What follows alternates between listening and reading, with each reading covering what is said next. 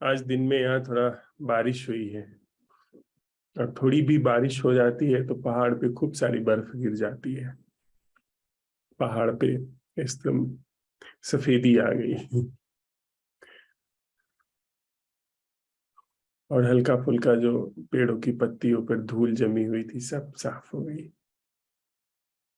फर्श धुल गया बाहर का।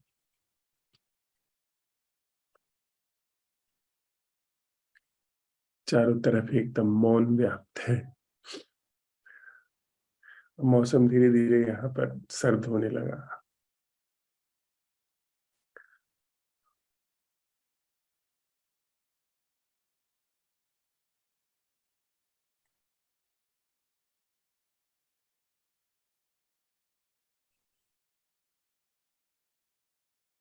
हम लोग भोर में इस प्रश्न के साथ अन्वेषण अवलोकन के लिए विदा हुए थे कि हमारे भीतर जो कोण बनते हैं वो किस धरातल पर बनते हैं, किस आकाश में निर्मित होते हैं। हमारे भीतर जो वह चित्त का मन का आकाश है वह क्या है, उसका स्वरूप क्या है, कैसे उस पर सब कुछ घटता है, उसके परीक्षण के लिए, उसे देखने के लिए हम लोग अपने साथ में गए थे। एक बात महत्वपूर्ण है इसमें जो हम लोगों को ख्याल में रख लेनी चाहिए कि चित्त के आकाश में कितने कोण हैं वह गिनना महत्वपूर्ण नहीं है। कोण बनने की कीमिया क्या है, वह चित्त का आकाश क्या है, उसका धरातल क्या है, वह कैसे निर्मित होता है, वह समझ लेना बहुत महत्वपूर्ण है। क्योंकि आज हमारे समूह में भी यह बात आई थी।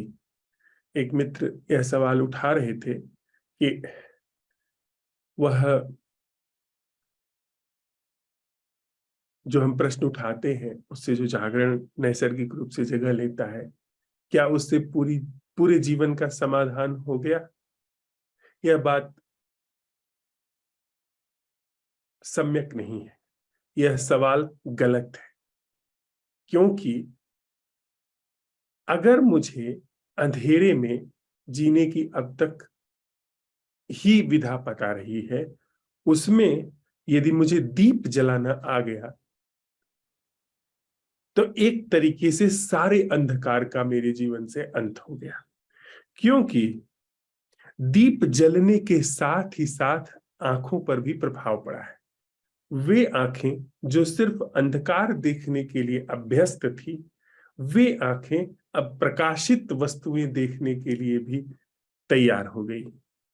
उनको एक जीवन की नई धारा का, नई विधा का पता चला जिसमें वस्तुएं प्रकाशित होती हैं। अब तक यह शब्दावली ही नहीं थी। उसी तरीके से असंभव प्रश्न से दीप जला है। अब तक जो हमारा जीवन मैं ही अपने जीवन का आधार हूं, कर्ता धर्ता हूं, इस मान्यता, इस धारणा को लेकर के सरकता रहता था, वह जीवन बिना मेरे जीवन का प्रवाह हो सकता है, इस समझ को, और बिना मेरे जो जीवन का प्रवाह है उसके आनंद को अब सोख लिया। उस कीमिया को जीवन ने पकड़ लिया। जीवन में वह कीमिया खुल करके आ गई। एक बात। और दूसरी बात कि चीजों के साथ जो मैं जुड़ करके काम करता था, मैं क्रोध को हटाने की कोशिश करता था, मैं अवसाद विषाद को हटाने की कोशिश करता था, वह बात भी समाप्त हो गई। वहां पर जहां पर अंधेरे की टटोलने वाली स्थिति थी, वहां पर दिया जला करके अब देख करके चलने वाली स्थिति पैदा हो गई। दिया जला करके चलने वाली कीमिया का जन्म हो गया।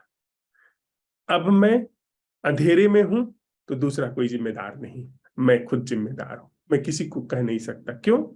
क्योंकि मेरे पास दिया जलाने की कीमिया है। मेरे पास वह सारी कीमिया है, वह सारी सामग्री हमेशा रखी हुई है जिससे दिया जल सकता है।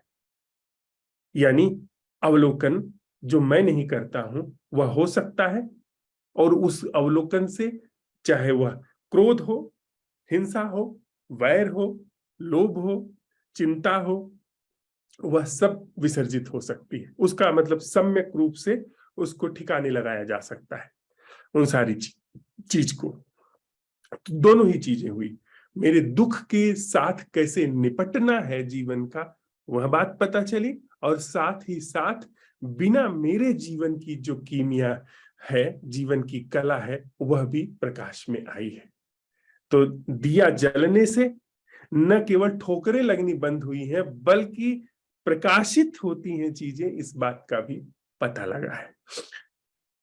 तो हमारा जो यह अवलोकन चल रहा है कि हमारे भीतर वह धरातल क्या है, वह आसमान क्या है जिसमें सारे कोण बनते हैं, वह मैं का कोण जिस धरातल में बनता है वह क्या है, वह अन्वेषण जो चल रहा था, उसमें हमें बहुत सारे कोणों पर काम नहीं करना है कि यह कोण खत्म हुआ अब वह कोण खत्म करना है, देश का कोण खत्म हुआ तो परिवार का खत्म करना है, तो धर्म का खत्म करना है, तो जाति का करना है, तो जो अनंत कोण हमें नजर आते हैं वो करना है। हमको सिर्फ कोण बनते कैसे हैं, वह कोण का आकाश कैसे बनता है, उस संरचना को समझना है।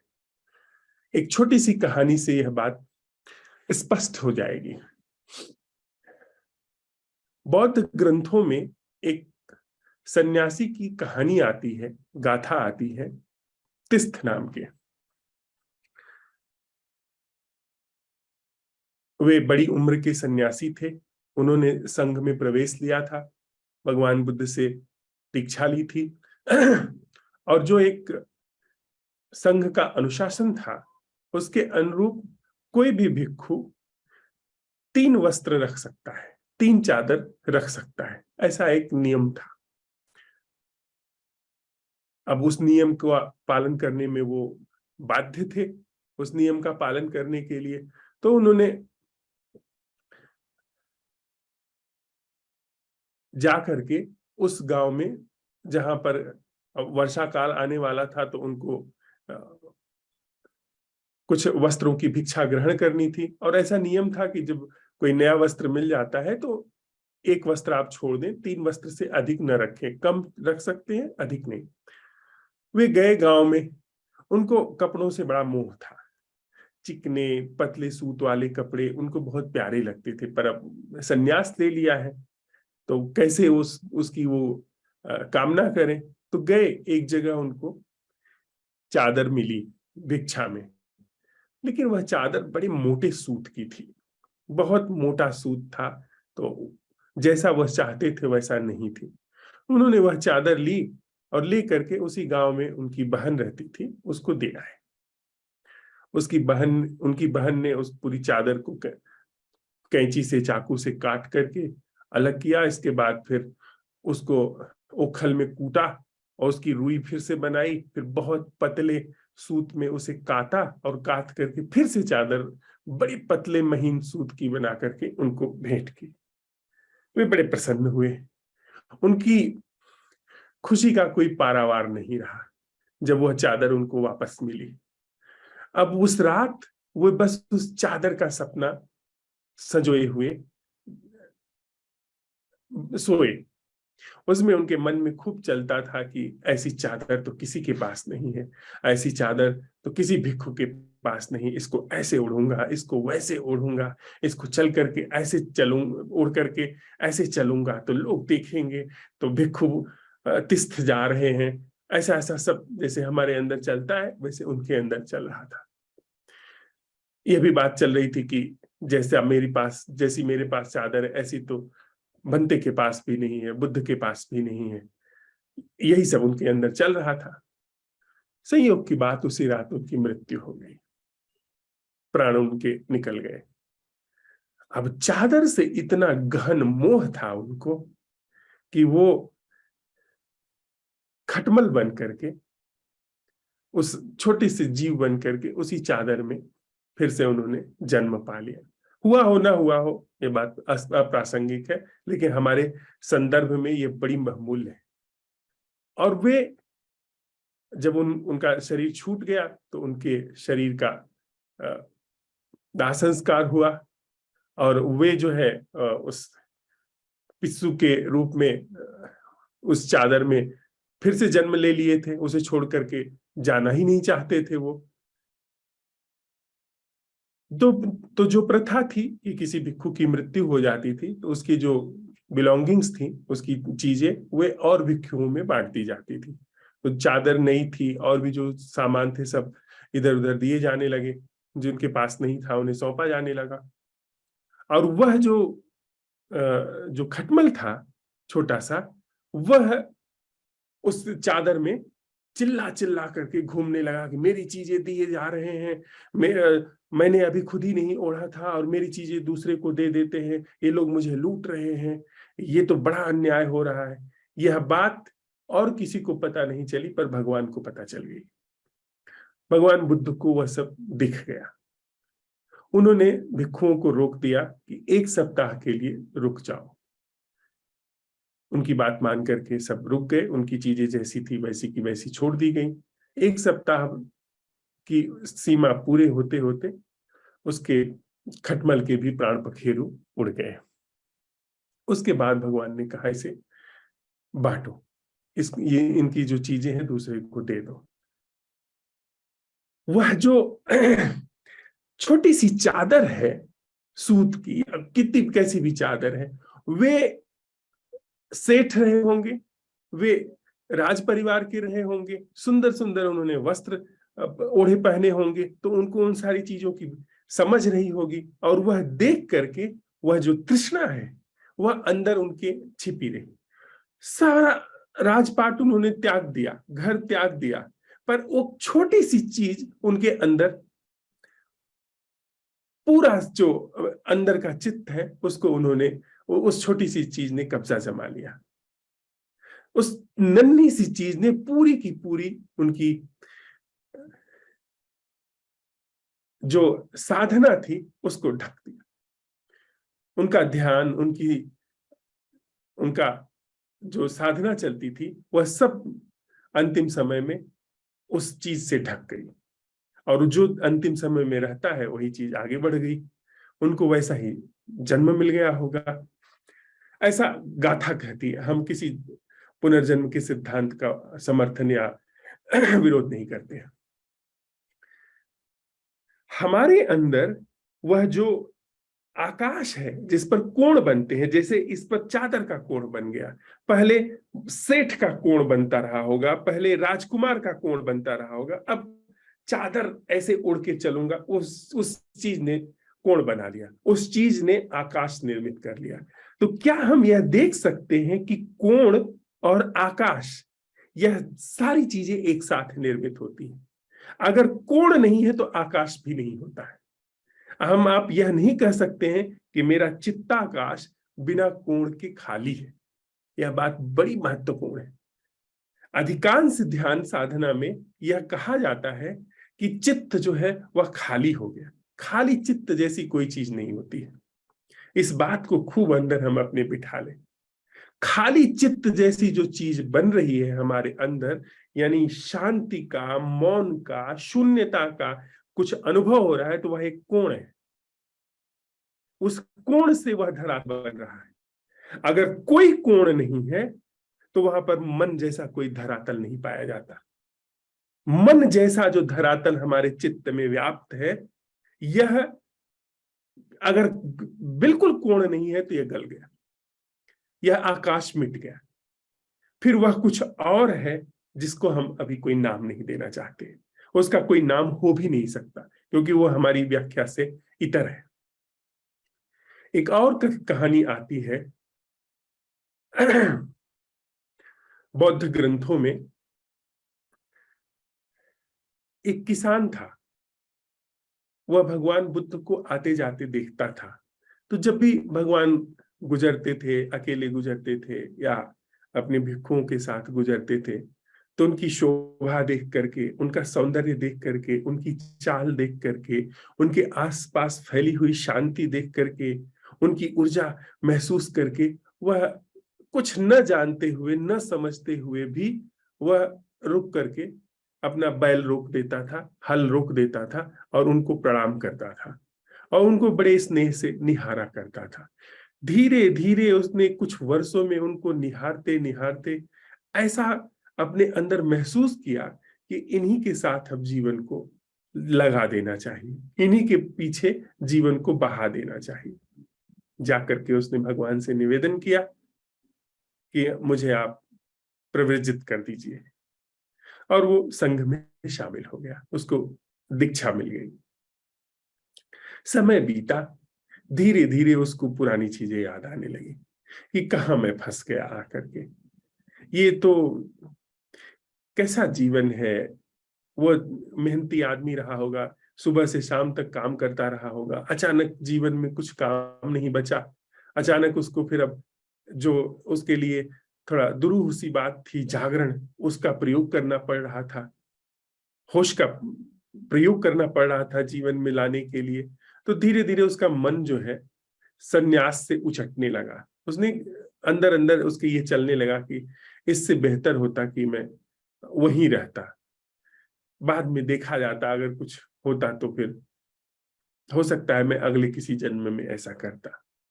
तो एक दिन वह बिना बताए चुपचाप संघ को छोड़ करके घर की ओर लौट पड़ा, और संघ में सम्मिलित होने से पहले उसने अपना हल और नांगल, वो जो हल होता है और संभवतः नांगल उसको कहते हैं जो बैलों के गले में फंसा करके जिसके पीछे बैल खींचा जाता है, उसने वह उतार करके, अपना वही संपत्ति होती है किसान की, उसको उतार करके एक पेड़ पर टांग दिया था, हल को भी और नंगल को भी।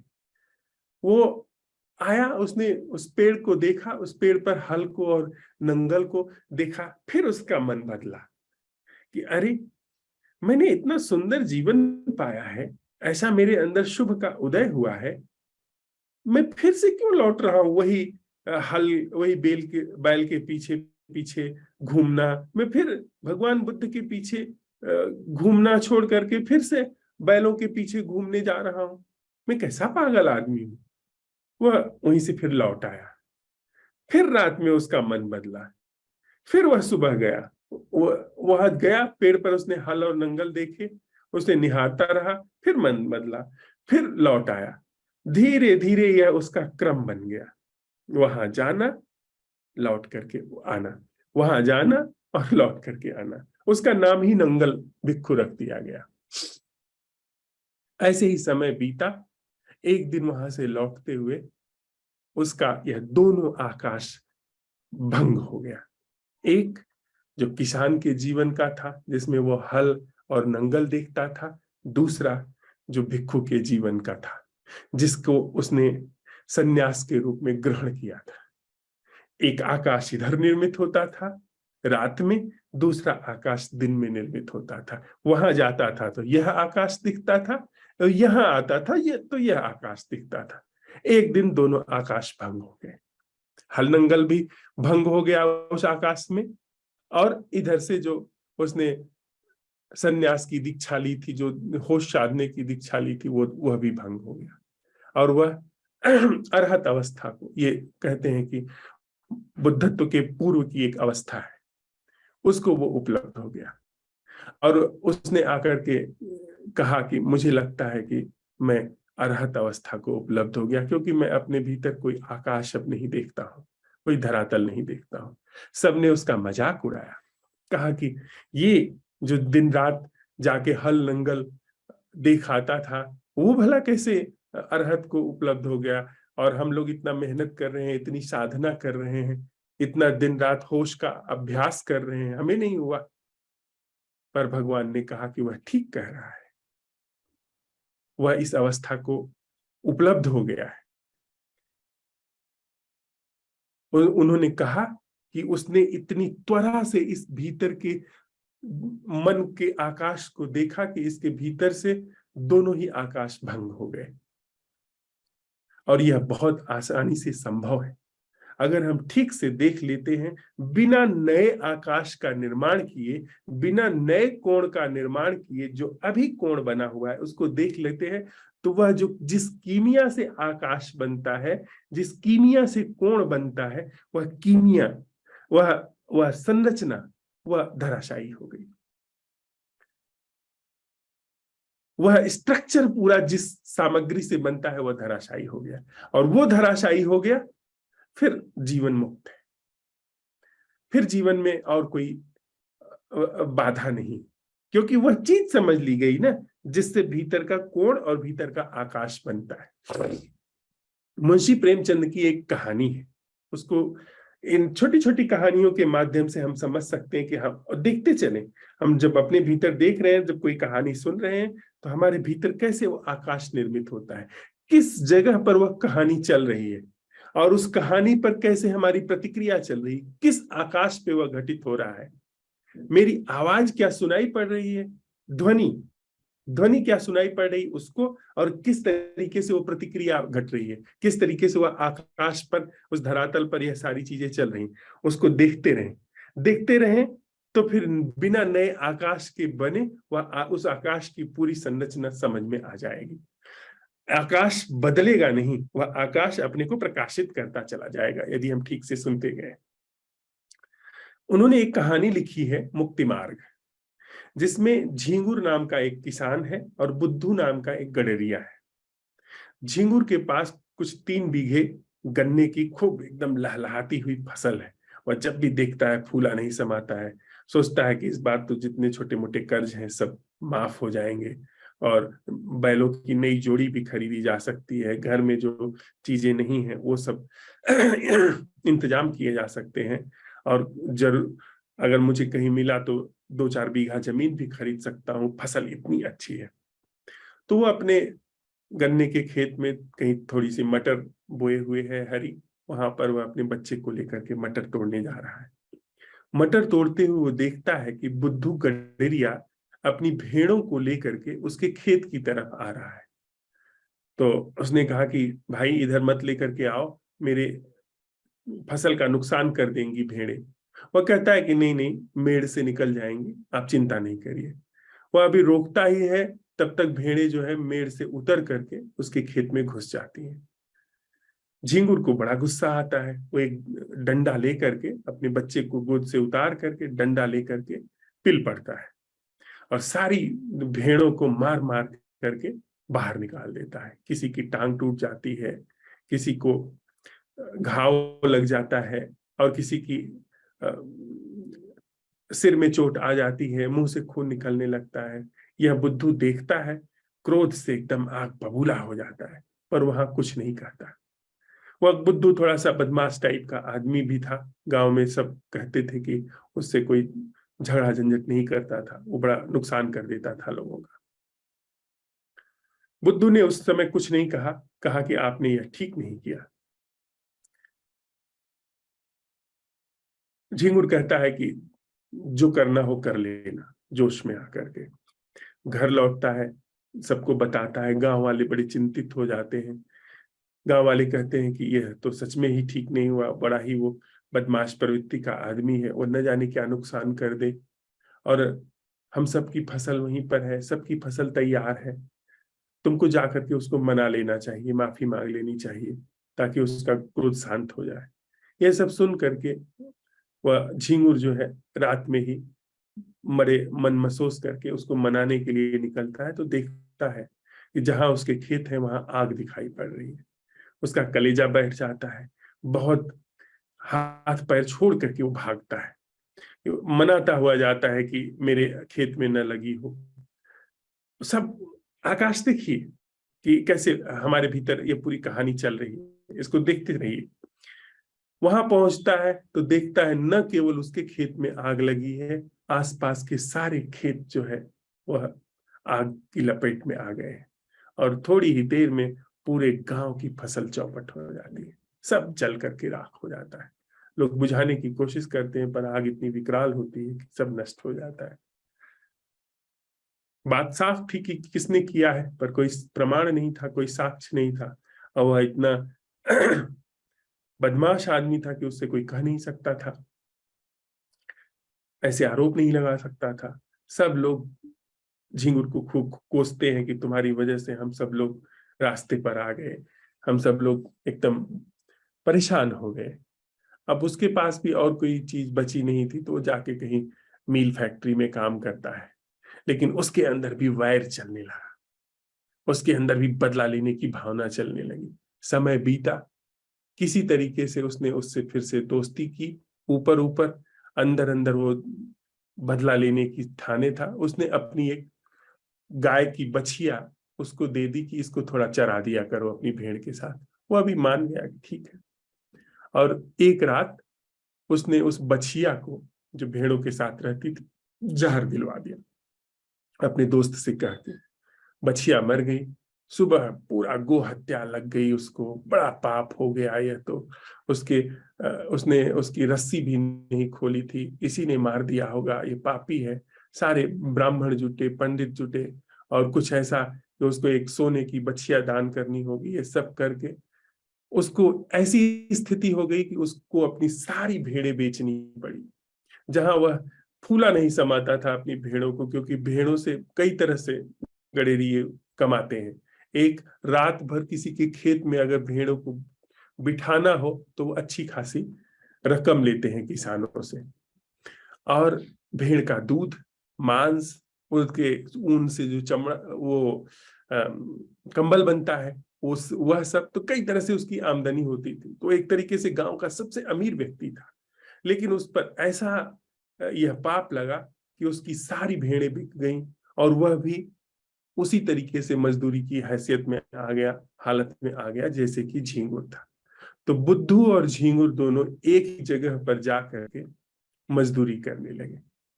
अब दोनों जब मजदूरी करने गए हैं तो वहां पर बड़ी सुंदर तरीके से प्रेमचंद ने वो पूरा आकाश प्रस्तुत किया है। बड़े मूर्धन्य कथाकार रहे। उन्हें इंसान की जो प्रवृत्ति है उसको उकेरना कलम के जरिए बखूबी आता था। कि एक ही जगह दोनों मजदूरी कर रहे हैं, दोपहर का समय थोड़ा होता है सुस्ताने के लिए। उस समय वो कहता है झिंगुर बुद्धू से कि कुछ खाने खाने के लिए है। तो बुद्धू कहता है कि हाँ मेरे पास आटा है। दू वो कहता है कि मैं जाता हूँ थोड़ा पानी लेकर के आता हूँ, मेरे पास नमक है, मिर्च है, प्याज है। और वो कहता है ठीक है। दोनों वहीं एक पत्थर पर आटा गूंथते हैं, आग जलाते हैं, और बाटी बना करके खाते हैं। रात में फिर वो जब सोते हैं तो दोनों अगल बगल वहीं पत्थर की पटिया पर लेटे हुए हैं। और लेटे लेटे झिंगुर कहता है कि तुमको पता है, मैंने ही उस बछिया को जहर दिलवाया था। बुद्धू कहता है कि हाँ पता है। फिर बुद्धू कहता है कि तुमको पता है, तुम्हारे खेत में मैंने ही आग लगाई थी। झिंगुर कहता है पता है। जब सब सर्वनाश हो जाता है तब हाँ पता है। बड़ी ये मार्मिक कहानी है। हमारे जीवन का जब सर्वनाश हो जाता है तब यह पता चलता है, ओह ठगे गए, छले गए। यह पूरा मन का आकाश, और मन के आकाश में बनते हुए कोण, मन का पूरा धरातल, और इस धरातल पर बनते हुए कोण हमारे पूरे जीवन को हैक करके चले जाते हैं।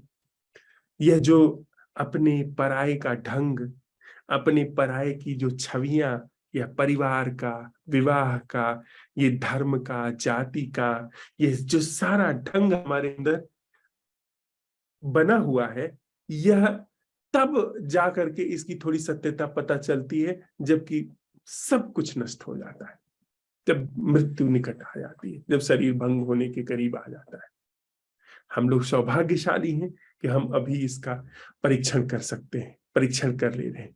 और इसकी संरचना के परीक्षण में इतनी अद्भुत बात है, अद्भुत बात घट रही है कि आपको क्या सच है, क्या झूठ है, क्या करना चाहिए, क्या नहीं करना चाहिए, संबंधों में और जीवन में उसको किसी से भी पूछने जाने की जरूरत नहीं है। जो भी कुछ इस मानसिक धरातल पर बन रहा है, इस मनो आकाश में बन रहा है, वह सब झूठ।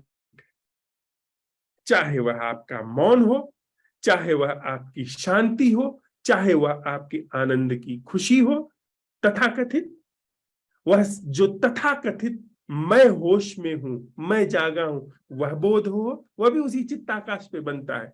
जब आप कहते हैं कि मैं ध्यानी हूं, वो उसी चित्ताकाश पे बन रहा है। मैं पावन हूं, वो उसी चित्ताकाश पे बन रहा है।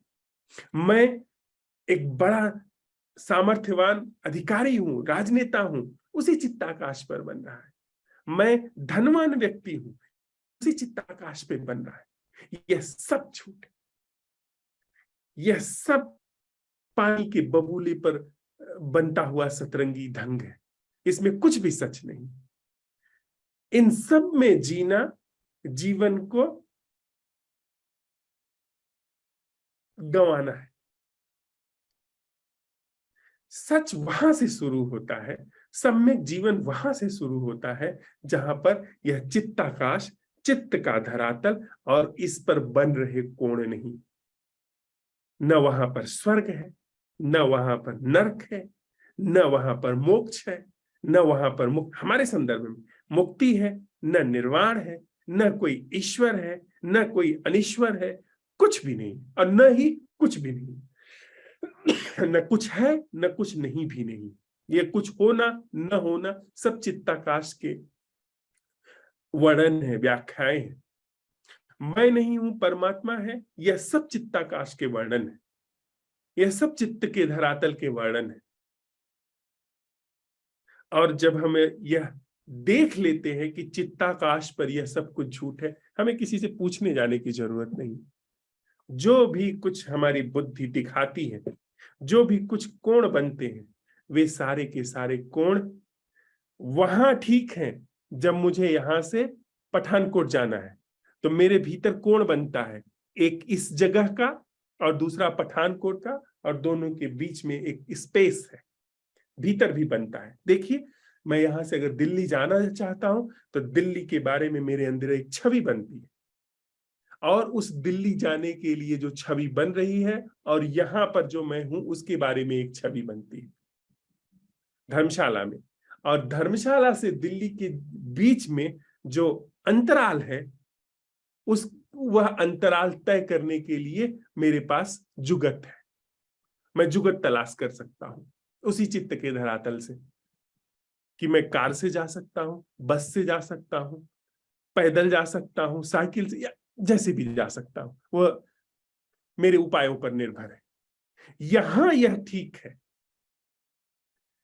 लेकिन जहां पर मेरा आपके साथ संबंध है, वहां पर चित्ताकाश का होना, चित्त के धरातल का होना विष है।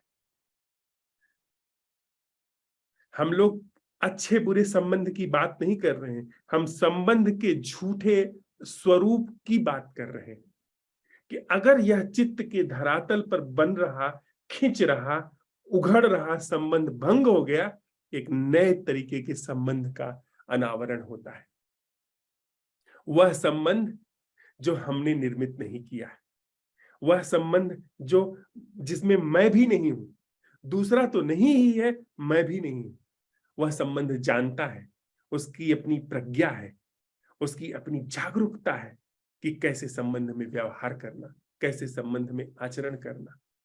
उसकी अपनी गति है, उसमें तिकड़म नहीं है, उसमें गुणागणित नहीं है कि दूसरे के साथ कैसे बन करके रहना, कैसे उसके साथ ऐसे रहना कि वह ठग ना पाए, कैसे उसका ज्यादा लाभ लेना और अपना लाभ न उठाने देना, अपना कम देना, उसका ज्यादा लाभ उठाना। ये सारी तिकड़में वहां नहीं। और जीवन का धरातल कि मैं अभी ये हूं, वो हो जाऊं, मैं अभी आत्मज्ञानी नहीं हूं, एक दिन मैं आत्मज्ञानी हो जाऊंगा, ये चित्त के धरातल पर निर्मित हो रहा है। ये आत्मज्ञान है भी नहीं। ये हमारा चित्त एक काल्पनिक चीज को बना रहा है, जिसे वो आत्मज्ञान का नाम दे रहा है। बुद्धत्व, एनलाइटनमेंट, वो हमारा चित्त निर्मित कर रहा है। और फिर मैं और वह एनलाइटनमेंट, फिर दोनों के बीच का वह जो धरातल है, जो आकाश है, उसको तय करने के लिए सब तरीके की ऊटपटांग चीजें, सब तरीके के अनर्गल अच्छे बुरे उपाय, वो सब किए जा रहे हैं। यह सब एक साथ खारिज हो सकता है। इसमें एक एक करके आप खारिज करेंगे तो जितना आप खारिज करेंगे वो कोण बनते जाएंगे, पर हम इसको एक साथ खारिज कर सकते हैं। इस पूरे चित्त के धरातल को एक साथ खारिज किया जा सकता है। हम अगर ये सवाल उठाएं कि यह भीतर जो चित्त का धरातल है, या भीतर जो चित्त का आकाश है, उससे मुक्त जीना क्या है, इस प्रश्न का उठना। और अगर आप देखिए जरा इसके सौंदर्य को हम लोग साथ में देखें, ये इस प्रश्न का उठना कि भीतर वह जो चित्त का आकाश है, चित्त का धरातल है, और उसको खोजने हमें कहीं नहीं जाना है, वह अपने आप वहां पर विद्यमान है। कि यह जो हमारे भीतर चित्त का धरातल, चित्त का आकाश है, इससे मुक्त जीना क्या है। मेरा आपसे संबंधित होने में जो यह चित्त का धरातल है, इससे मुक्त संबंधित होना क्या है। आपकी आपके बारे में सारी छवियां वहां पर उकर करके आ गई, और वह धरातल जिस पर छवियां हैं वह भी प्रकाशित होकर के आ गया। वह आकाश जिस पर छवियां उभर करके आई हैं, वह सब प्रकाशित हो गया। और साथ ही उसके साथ ही अपरोक्ष रूप से वहां अन्वेषण हो रहा है कि चित्त के धरातल से मुक्त, धरातल और आकाश मात्र से मुक्त जीना क्या है। आप समझ रहे हैं कि मेरी सारी भूमिका मुझसे छीन ली गई, मेरा एक संपूर्ण ध्वंस हो गया, क्योंकि मेरा होना एक धरातल पर निर्मित होता है। आप देखें, वह जो हम कहते हैं कि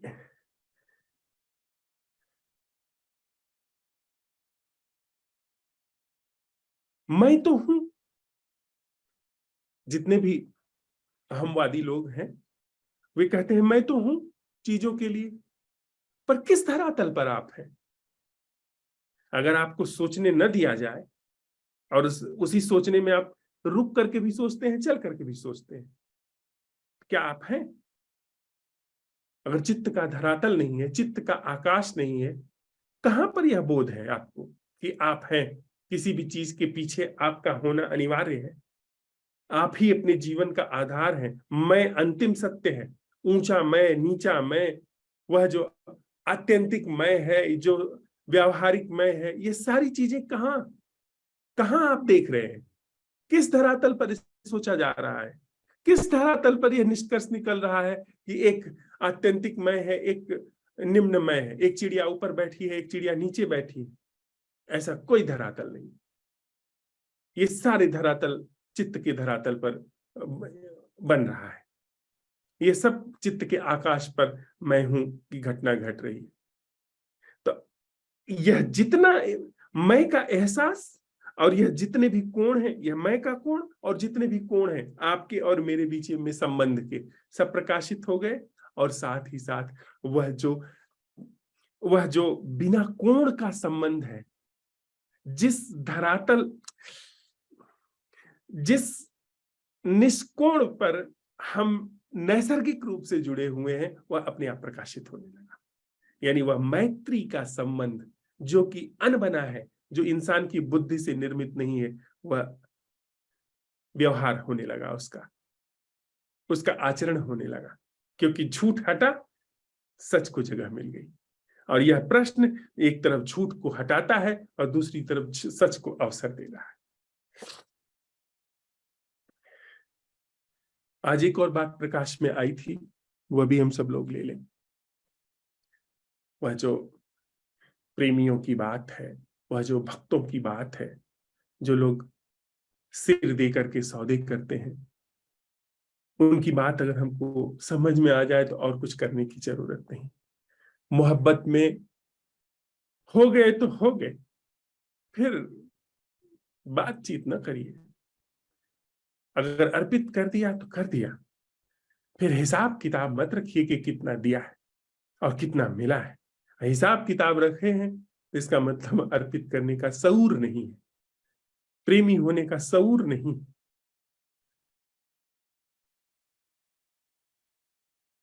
एक दृष्टांत आया था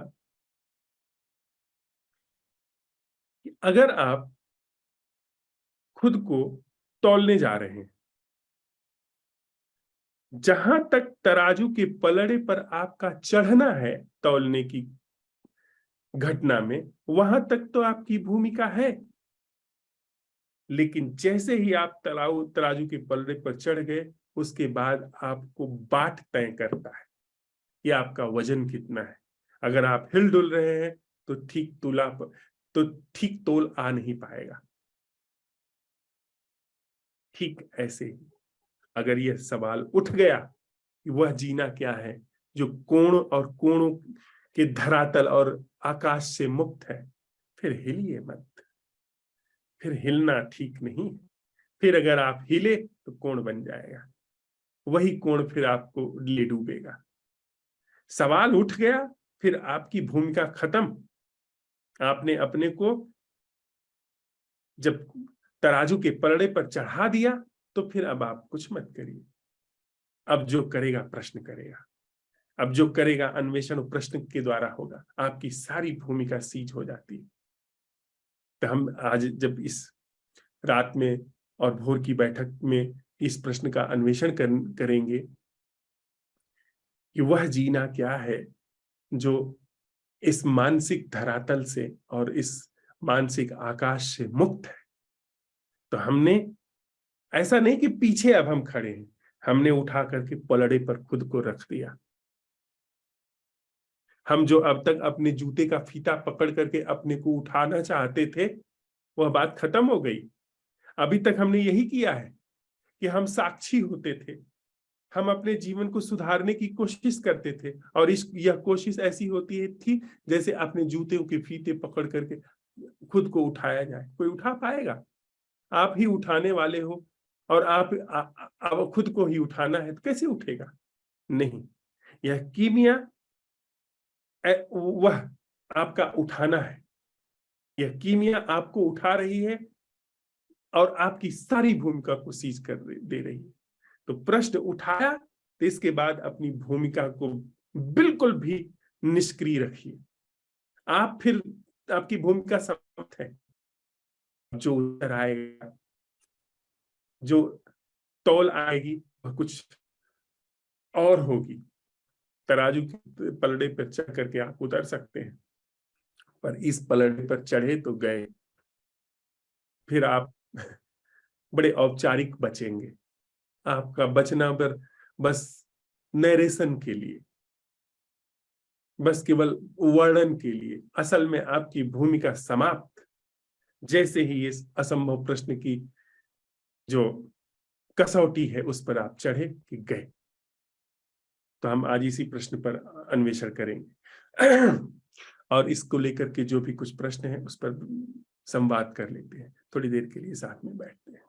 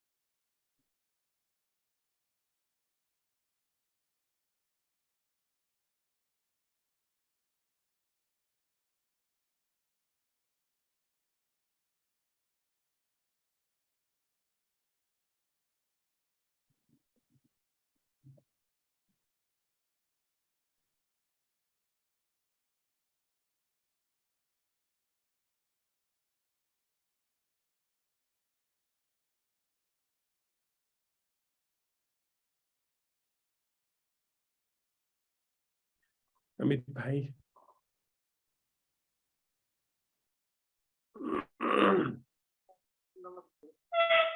भाई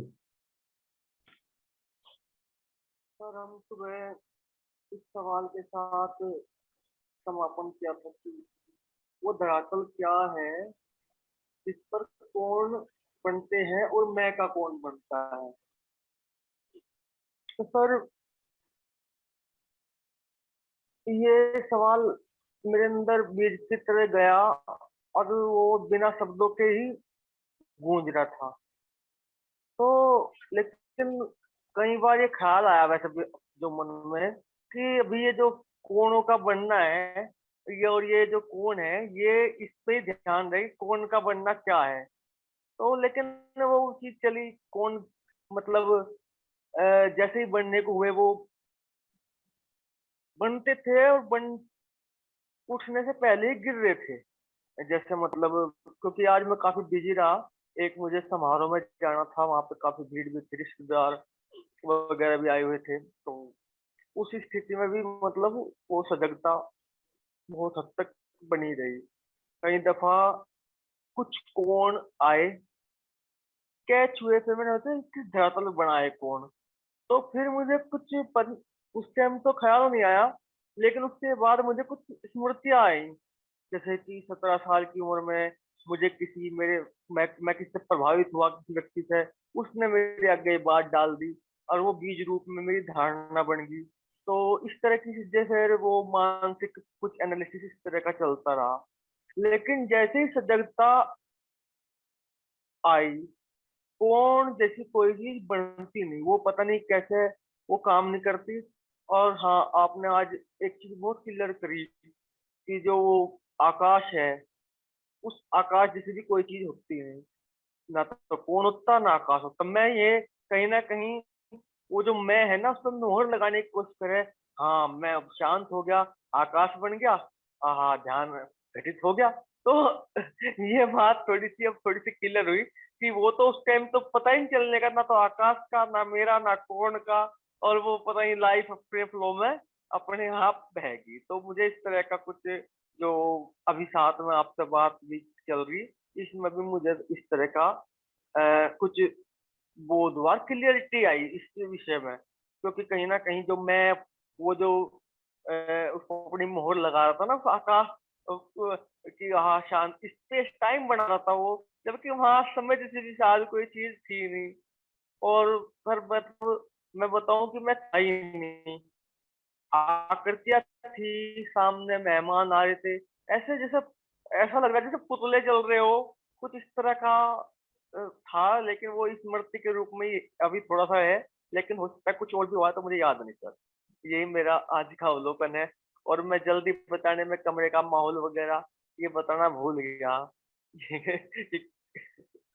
बहुत शुभ है अमित भाई। यह बात धीरे धीरे बैठ जाए हमारे भीतर, ये सब अगर अच्छी तरीके से हमारे अंदर समझ में विकसित हो गई कि जैसे सारे तथाकथित ध्यानी लोग जो हैं, मैं किसी की निंदा नहीं कर रहा हूँ, सिर्फ तथ्य की बात कर रहा हूँ। मैं किसी को यह नहीं कर रहा हूँ कि वो हम लोगों से हेठे हैं या हम लोग कुछ बहुत अच्छी बात कर रहे हैं, कोई ऐसी तुलना नहीं है। बस यह बात कह रहे हैं तथ्य के रूप में कि जहां कहीं भी यदि वह, मैं भी कह रहा हूं कि मैं मौन हूं, मैं शांत हूं, मैं, मेरे अंदर कोई कोण नहीं है, अभी भी कोण है, और यह कोण ज्यादा घातक है, ज्यादा विषाक्त है। तो जो ये कहता है कि वो ध्यानी है, वह ज्यादा खतरे में है। अगर मैं कहता हूं तो मैं ज्यादा खतरे में हूं, क्योंकि ध्यान का सम्यक रूप से अवतरण का मतलब है ध्यानी का अंत, आकाश का बुझ जाना, चित्ताकाश का अंत हो जाना। बाहर का आकाश नजर आएगा, बाहर प्रकाशित चीजें नजर आएंगी, भीतर कुछ नहीं, न आकाश न आकाश का न होना, दोनों नहीं। और यह चीज घट गई, यह चीज स्पष्ट समझ में आ गई, क्या बचा? सारी ऊर्जा तो इसमें घटती है ना, इसमें खर्च होती है, इस आकाश को बनाए रखने में, मेंटेन करने में, इसके कोणों को मेंटेन करने में, इनमें संतुलन सामंजस्य बिठाने में। आकाश गया तो वही ऊर्जा जागरण हो गई, वही ऊर्जा जो अभी इन सारी चीजों में अनर्गल खर्च हो रही है, वह ऊर्जा बिल्कुल धार की तरह जागरण में उपस्थित रहती है। अवेयरनेस है, वही अवेयरनेस की ऊर्जा है जो अपने आप वह चीज हमारे जीवन में उघड़ती जाए, पंखुड़ियां दर पंखुड़ियां खुलती जाए, मनो आकाश में नहीं, वह कहीं और, जो जिस कुंडली। क्रिया क्रिया बची रह जाती, मतलब मतलब कहने की बात है, अब कहना तो पड़ेगा ही क्योंकि हम बात कर रहे। क्रिया बची, क्रिया क्रिया रहती है, लेकिन क्रिया जो, क्रिया रहती है पर वो बिना मैं की क्रिया है। हाँ बिना जब मैं। जरूरत होगी, जब जरूरत होगी, अस्तित्व उस क्रिया का, उस क्रिया के सापेक्ष अगर जरूरत है कोई मैं, तो बना लेगा। इसके बाद ध्वंस। मेरी कोई जरूरत नहीं है इस दुनिया में। यह दुनिया परमात्मा के लिए काफी है, वो रहे, मैं न रहूं। मैं हूं ही नहीं कभी, मैं एक कोरा भ्रम हूं। इस बात की जितनी स्पष्ट प्रतिभिज्ञा हो जाए, उसके बाद बचता क्या है? सिर्फ ध्यान, जागरण। और वो ध्यान जागरण भी परमात्मा का है। मैं कहीं से भी कोई कोर हम लोग अपनी बचा न पाए, इसके यही प्रयोग हम लोग साथ में कर रहे हैं। हाँ, वो धरातल ढूंढने चल रहा था, वो धरातल कहीं मिल ही नहीं रहा था, कहीं कोई धरातल है ही नहीं, तो इस तरह नहीं का नहीं, कुछ। मिलेगा कहाँ से? मिलेगा कहाँ से? सोचो जरा, हम लोगों ने इस धरातल को कभी सत्यापित नहीं किया, इसको सच मान करके चले। अगर ये होता तो हमारे खोजने से खत्म थोड़ी हो जाता। यह मेज है भौतिक रूप से, और यह हाथ इसको खोजने चला है। अगर यह मेज यहाँ नहीं होगी तो हाथ पास हो जाएगा, पर मेज है तो हाथ जाकर के उस पर टिक जाएगा। तो हमने उस धरातल को खोजना शुरू किया। अगर वो धरातल नहीं पाया गया तो इसका मतलब वो धरातल कभी नहीं था, वो हमारा वहम था, वो भ्रम में घूम रहा जीवन था, जो उस धरातल को सच मान करके और उसके क्रियाकलाप, उसके कोणों को सच मान करके जीता आ रहा था। तो दुख के कोण, दुख का धरातल, सुख के कोण, सुख का धरातल, सब अपने आप राम राम बोल के निकल गए। हाँ सर, मतलब जैसे वो, कि अब वो ये बात आती है कि हम सोचते हैं कि मेरे अंदर तो दुख है, या मेरे अंदर तो विषाद है, या मेरे अंदर तो ये है, या बहादुरी है, कायरता है, जो भी चीजें हैं वो सारी की सारी अलग अलग करके देख रहे थे। जबकि अगर वो एक चीज है ही नहीं, तो फिर दूसरी बचती नहीं। इस तरह कुछ है, मुझे ऐसा तो कुछ मैं शब्दों में कह नहीं सकता, कुछ ऐसा है। बस यहीं पे ठहरे रहो भाई, इस चीज को एकदम से अंदर स्पष्ट हो जाने दो कि कहीं कोई धरातल, कहीं कोई आकाश नहीं है। नहीं तो यही आकाश, यही धरातल अब तक जीवन को छलता आ रहा है, छलता आया है। अब न छल, अब छल नहीं पाएगा। अब जिस चीज को आप जान गए, सच में ही जिस चीज के बोध से उतर गए, वह चीज हमेशा के लिए समाप्त हो जाती है। वो केवल सोचने वाले लोगों को, जिन्होंने प्रयोग नहीं किया, उनको नहीं समाप्त होती है। नहीं तो एक बार आपने देख लिया कि आंच होती है, उजाला होता है, फिर आपसे आंख नहीं छीनी जा सकती, छीनने का उपाय नहीं। धन्यवाद Amit. Thank you sir.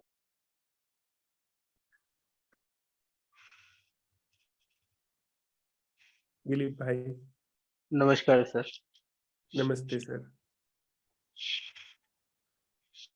Sir मेरे चारों तरफ अंधेरा है, मैं कमरे में बैठा हूँ। खिड़की से हल्की सी रोशनी आकर छत पर पड़ रही है, उसी से थोड़ा थोड़ा उजाला है कमरे में। सर अवलोकन की बात है तो सारा कुछ अभी पूरे संवाद में आ ही गया है, जो भी कुछ था। एक थोड़ा सा चीज स्पष्ट करें सर, अभी आपने कहा कि आप तराजू में खड़े हो ही गए हैं तो फिर अब हिले नहीं। तो मैं इस चीज को समझ पाया हूँ, पर थोड़ा सा और आप इसको समझाएं कहीं ऐसा ना हो मैं इसको थोड़ा गलत ले जाऊं, थोड़ा क्योंकि यहाँ एक दिक्कत मुझे एक लगती है सर। जैसे अब ये बात सामने आई है कि आप तराजू पर खड़े हैं तो आप हिले नहीं, बाट को अपना काम करने दें। अब यहाँ एक गड़बड़ क्या हो सकती है सर, कि वो रिपीटेशन हो जाए। हालांकि मेरे साथ ऐसा नहीं होता लकीली कि मैं वो प्रश्न बाँचता रहूं। मैं तो दिन में उठाता भी नहीं सर प्रश्न। बस संवाद में आता है कि भाई आज हमारा ये प्रश्न है, उसके बाद में वो जहन में भी नहीं आता। वो बस जो होता है वो अपने आप ही चलता रहता है। और तो यहाँ क्या है सर, मतलब वहां से न हिलने की बात को थोड़ा और आप स्पष्ट करें। ये थोड़ा सा दृष्टांत के रूप में रखने की बात है दिलीप भाई। आप जो समझ रहे हैं वो बिल्कुल ठीक है। ये दृष्टांत में रखने की बात है। सिद्धार्थ को समझाने के लिए ये बात कही गई थी कि अगर मैं तुलने के लिए जा रहा हूं तराजू पे, तो ये मेरी जो भूमिका है वो तराजू पे चढ़ जाने तक की है। उसके बाद मैं ये कहूं कि मैं नहीं, मुझे 70 किलो का होना चाहिए क्योंकि मेरा जो जितना वजन का पैमाना है वो इतना इतने तक ही दिखाता है, लेकिन मैं हूं 100 किलो का। तो मैं अपने को थोड़ा सा उठाने की कोशिश कर रहा हूँ तराजू तराजू के पलड़े पे। ऐसे लोग होते हैं ना जो जा करके वेट करते हैं और सोचते हैं कि कम आए, कम वजन आए, कम वजन आए। भाई आपके सोचने से थोड़ी वजन कम हो जाएगा। वो तो जितना आप हो उतना ही बताएगा।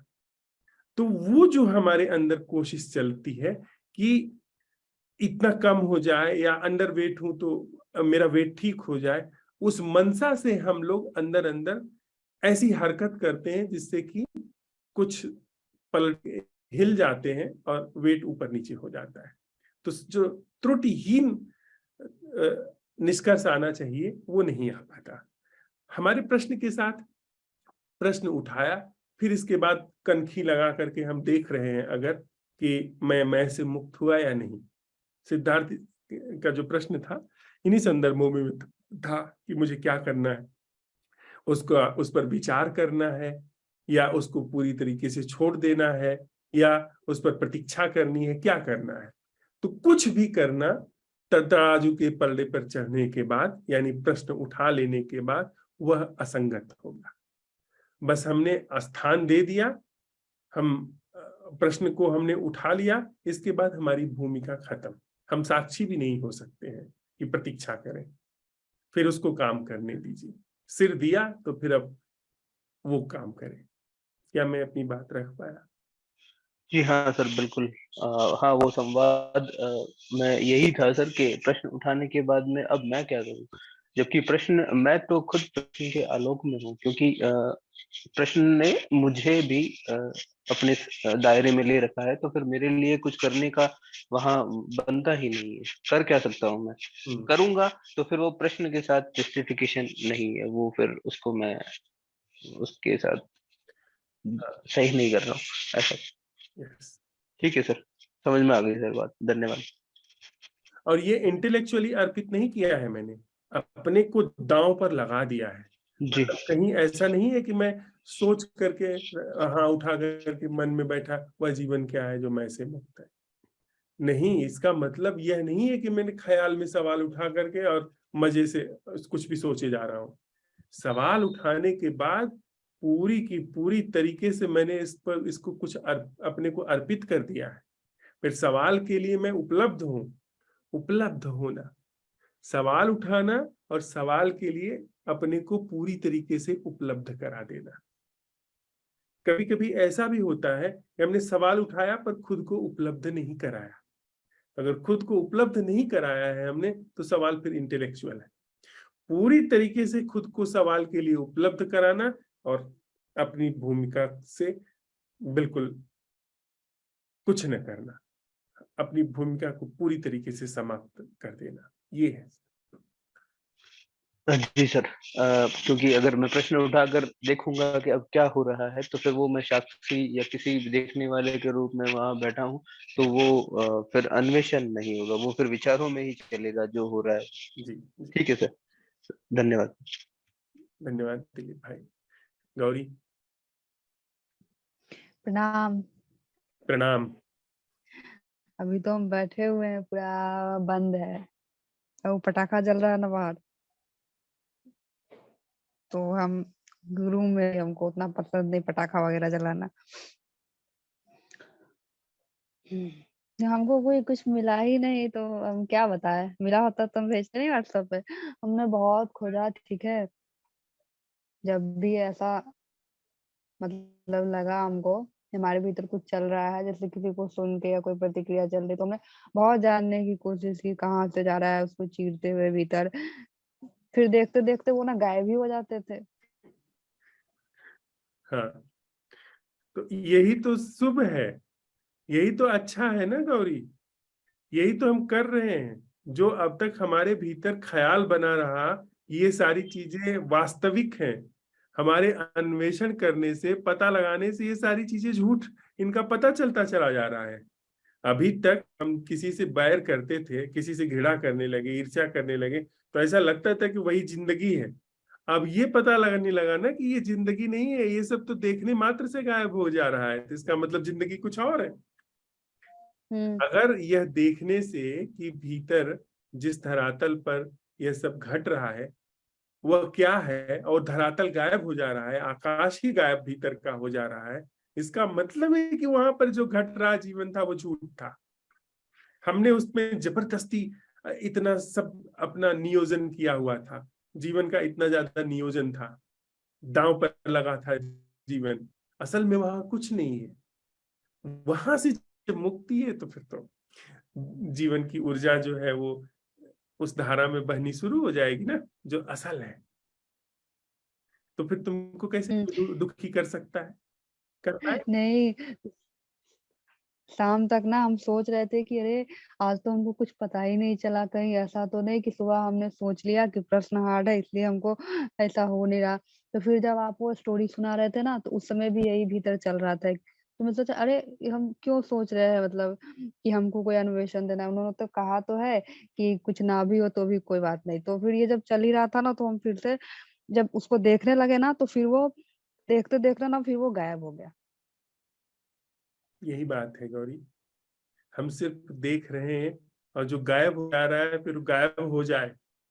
अभी तक उसने हमको यही समझाया था ना कि यही सब जिंदगी है, पर अब गायब हो गया।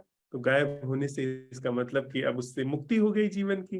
अब कैसे तुम्हें कोई, अब मान लो कोई तुम्हें अपमानित करता है, मान लो तुमको कहता है कि गौरी एक अच्छी लड़की नहीं, अपने भीतर जाकर के देखोगी ना कि किस जमीन पर यह चीज बुरी लग रही है। हम्म। या कोई कहेगा कि अरे गौरी तो बहुत अच्छी अच्छी लगती हो। लड़की, हाँ, अच्छी, इसमें भी देखते हैं हम। तो इसमें भीतर जाकर के देखोगी ना कि वह कौन सी जमीन है, वह कौन सा कोण बन रहा है भीतर जहां अच्छा लग रहा है, हाँ, जो हमको फुला रहा है। खुला रहा है। तो तुमको ये बात पता चल जाएगी कि ये कोण तो ये झूठ है, और साथ ही साथ वो जमीन भी झूठ है जिस पर ये अच्छा लगना हो रहा है। तो हम्म। अच्छा भी नहीं लगेगा, बुरा भी नहीं लगेगा, कुछ हम्म। और जीवन वहां पर उघड़ना शुरू हो जाएगा, जो अच्छे बुरे दोनों से न्यारा है। तो न तो कोई तुम्हें अपमानित कर पाएगा, न ही कोई तुम्हारी चाटुकारिता करके तुम्हारा शोषण कर पाएगा। हाँ। कोई मतलब एक कहने की बात है कि ये हम ये नहीं करें कि दुनिया में सब शोषण करने के लिए ही बैठे हैं, चाटुकारिता हम्म। करने के लिए, समझने की बात है। जीवन, हाँ। जीवन में छल काम नहीं कर पाएंगे। हम्म। अच्छा, वो आपने कहा चित्त, वो उसका मतलब क्या होता है? चित्त का मतलब मन, वही चित्त से मतलब धरातल जमीन मन की, और आकाश मन का। मन में जो भी कुछ दिखाई पड़ता है वो भी, और जिस जमीन पर ये सब चीजें कोण वगैरह बन रहे हैं वो भी, उसी को एक नाम दे दिया गया, चित्त। अच्छा, मतलब जिस जमीन पे वो बन रहा है वो। हाँ, जिस जमीन और आकाश पे ये सब कुछ घट रहा है उसको चित्त नाम दे दिया गया, मन या चित्त। चित्त सब थोड़ा सा गहरा है, मन उसका थोड़ा प्रचलित स्वरूप है। अच्छा, किसी ने कहा चित्त शांत है मेरा, तो उसका मतलब? तुम बताओ।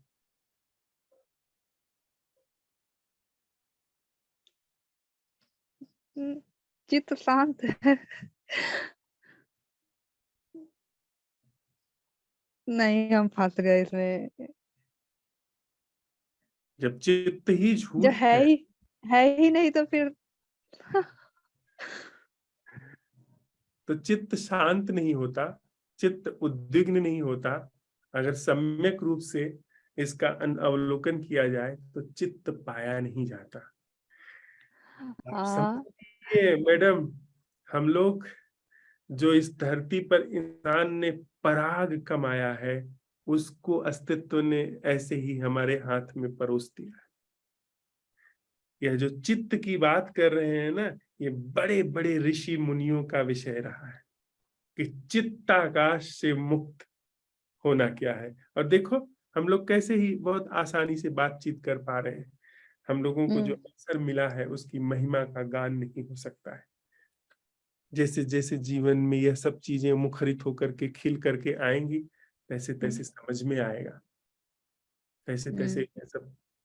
अभी तो मतलब बिल्कुल सब खेल जैसा लग रहा है ना, फिर महत्व समझ में आएगा कि असल में वास्तव में क्या हुआ है जीवन में, कितनी विराट क्रांति ने जगह लिया है। जो व्यक्ति चित्ताकाश से मुक्त है, व्यक्ति नहीं मतलब कहने की बात है कि जहां पर चित्ताकाश से मुक्त जीवन है, चित्त के धरातल से मुक्त जीवन है, उसको कैसे कोई मार सकता है? वह उसको कैसे कोई दुखी कर सकता है? वो कैसे विषाद में जा सकता है? उसका कोई कैसे कुछ छीन सकता है? समझ रही हो? उसके जीवन में कुछ और ही होने लगता है। वो होने लगता है जिससे सूरज चांद बने हैं। जिस असल से सूरज चांद बने हैं, उस असल से जीवन के स्रोत खुलने शुरू हो जाते हैं, जुड़ने शुरू हो जाते हैं। पर ठीक है, वो सब बातें अपने आप जीवन में प्रस्फुटित हो, वो शुभ है। पर इतनी बात तो इतनी तो स्पष्ट है ना कि चित्त का आकाश, चित्त का धरातल, ये झूठ है। हाँ खूब माजो। हाँ। नहीं हम बोले इसलिए पूछी ना, वो हमारे किसी दोस्त ने कही थी, वो फेसबुक पे वो पोस्ट हमने देखी थी उनकी, तो हमने पूछा था। हम तो घूम गए, हमको पता कुछ है नहीं, तो फिर वो जैसे घुमाते हम घूम जाते। अब कैसे घुमा पाएंगे? नहीं अब तो हंसी आएगा देख के। पर अब मान लो किसी ने तुमसे कहा कि हम तुम्हारी कुंडलिनी जगा देंगे, तो तुम क्या कहोगी? नहीं हमको नहीं जगवानी है।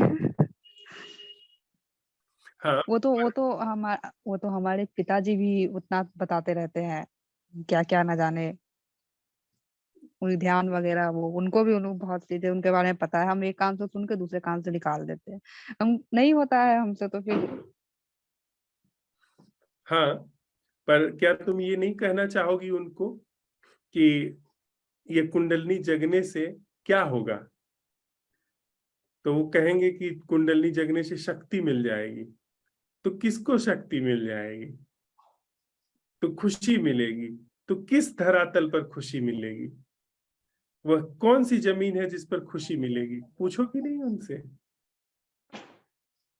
हाँ पूछूंगी, पर कुछ लोग वो भी बोलते हैं ना कि उसमें क्या होता है ना कि अगल बगल क्या हो रहा है, किसी के मन में क्या चल रहा है, वो हमको पता चल जाता है। तो ये सब सुनकर थोड़ी ना हंसी आती है एक तरह से। हाँ, पर दूसरे के मन की बात जान करके करना क्या है? अपने करना क्या है? अंदर इतना वैसे ही कबाड़ भरा हुआ है, और दूसरे का भी जान करके भरना है क्या? ये सब कुटिल लोगों की बातें हैं जो। ऐसे लोगों को ना पुलिस स्टेशन में बैठाना चाहिए, चोरों के मन की बात जानते रहे। ठीक है, तो आज हम लोग इस पर प्रयोग करने वाले हैं कि क्या कोई ऐसा जीना है जो पूरी तरीके से चित्त के धरातल से मुक्त है। मतलब भीतर जिस पर कोण बनते हैं, उस धरातल, उस आकाश से मुक्त है। इस सवाल के साथ हम लोग आज रात में रहेंगे। ठीक बा ठीक बा। नीरज भाई? हाँ नमस्ते भैया। नमस्ते भाई। सभी मित्रों को भी नमस्ते। और वही गार्ड रूम में बैठा हुआ हूँ, फैन चल रहा है, उसकी आवाज आ रही है, और बाहर भी कुछ मैनेजर वो जाने के लिए बातें कर रहे हैं। और टेस्ट कुछ नहीं है, फीका फीका सा है, अभी पानी पिया था। और आज का जो दिन में अन्वेषण तो कुछ ऐसा रहा नहीं, लेकिन अभी इन्हीं आपकी बातों से और हुए संवाद में कुछ बात हाथ में लगी कि हाँ, दिन में जैसे कि यहाँ पे एक बिहार का ये मजदूर है, काम करता, तो कल उसकी आंख में फोला सा, तो मैंने उसको देखा, मैं बोला कि भाई क्या हो गया? ये बोला ऐसे ऐसे कुछ उसका पाइप का लग गया था। तो मैं बोला भाई इलाज करवा इसका। तो आज सुबह वो आया हुआ था, तो हम खड़े हो गए, तो वो बोला कि मालिक से, मैनेजर से पैसे दिला देंगे तेरे को। एक लड़के ने पैसे ही निकाल के दे दिए यार, शुभम नाम है, तो मैंने भी कुछ दे दिया। तो मेरा एकदम उसके अंदर प्रफुल्लता आई मेरे अंदर, और मुझे एकदम झटके से दिखा कि हाँ, ये भी एक कौन है, एक भूमि तैयार हो रही है। मुझे ये भी दिख रहा कि उसके प्रति जो प्रफुल्लता रही, हाँ भाई अच्छा लड़का है, सारी चीज मैंने देखा, ये तो झूठ बन रहा है बिल्कुल, ये थोड़ी देर में, 2 दिन में, 10 दिन में फिर बदल जाएगा। तो ऐसा कुछ अन्वेषण रहा। और अभी गौरी से बात करते हुए आपने बताया कि वो एक सिक्के के 2 पहलू वाला काम है, कि ये झूठा है, अगर जो भी कुछ उठेगा वो झूठा ही उठेगा, क्योंकि मैं खुद ही झूठ हूँ। तो ऐसा यही अवलोकन है। वो खुश होना, खुशी होना, ये एक स्वाभाविक क्रिया भी हो सकती है, लेकिन मैं खुश हूं, मैंने अच्छा किया इस वजह से खुशी है, ये फिर मानसिक धरातल की बात हो गई।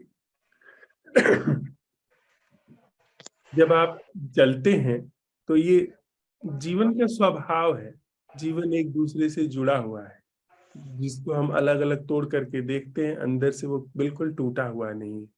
तो हम टूटे हुए हैं, हम इतने ज्यादा खंडित हैं, हम अपने को सारी दुनिया से अलग थलग समझे हुए हैं, तो उसमें कोई भाव ऐसा आता है जुड़ने का, तो बड़ी खुशी हो जाती है।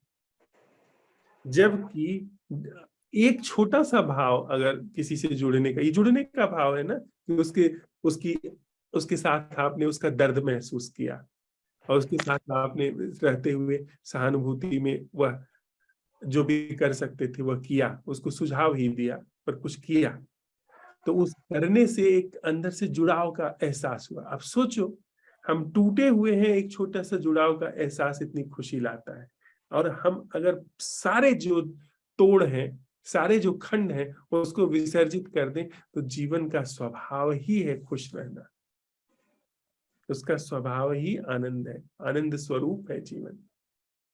जब एक छोटे से अंश में जुड़ना इतना आनंद दे सकता है, इतनी खुशी दे सकता है, तो जो जीवन टूटा ही नहीं है, वह तो अपने आप आनंद स्वरूप है।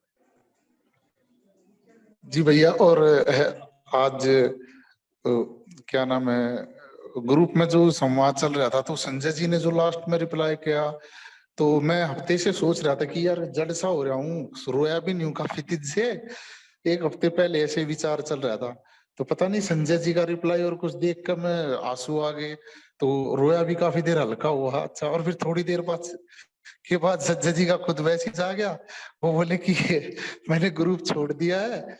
तो मैंने इसका तो कोई रिप्लाई दिया नहीं, क्यों छोड़ा नहीं, क्योंकि पहले भी उन्होंने संवाद किया तो उनका मेरे पास कॉल आया था, तो मैंने उनको खुद बताया था कि प्रसन्न भाई ऐसे ऐसे, आप बेशक नकारते हो लेकिन मैं फिर भी आपको बताता हूँ, तो मैंने ऐसे ऐसे बात की, तो उन्होंने मेरी बात का हाँ किया ना किया। तो ऐसा भी हुआ आज। भाई, हम सब लोगों के अपने अपने प्रारब्ध हैं। मैं यह कभी नहीं कहने का अधिकार रखता हूँ कि कौन सही है कौन गलत है।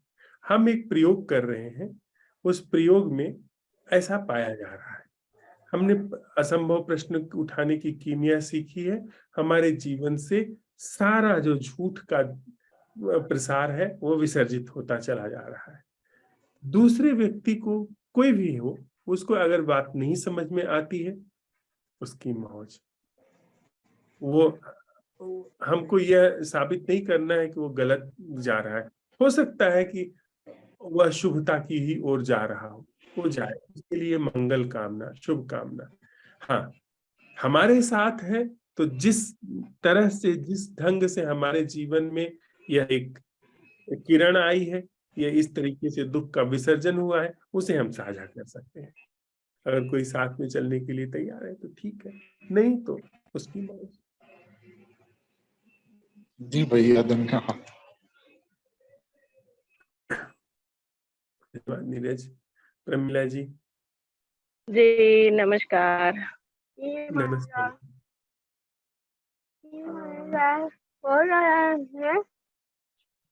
मैं नीचे थी, ये मेरे पीछे पीछे ऊपर आ गया है। और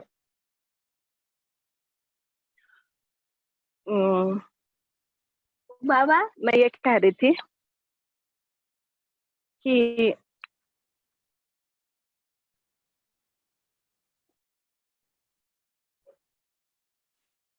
आज ना वो सुबह मुझे मतलब हाथ में दर्द नहीं था, लेकिन सुबह मैं उठी तो मैंने देखा निशान, मेरे हाथ पर निशान था।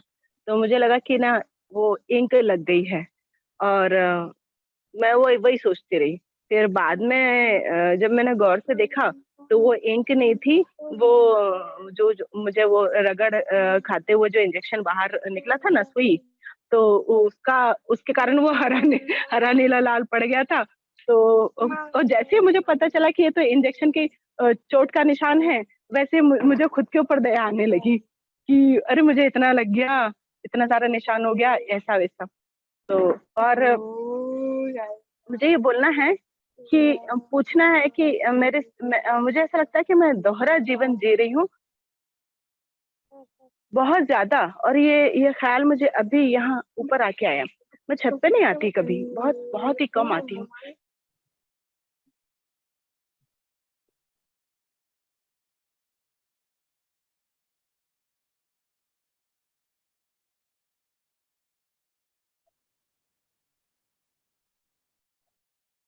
वो क्यों लगता है पता नहीं कि सामने नहीं आना चाहती किसी के।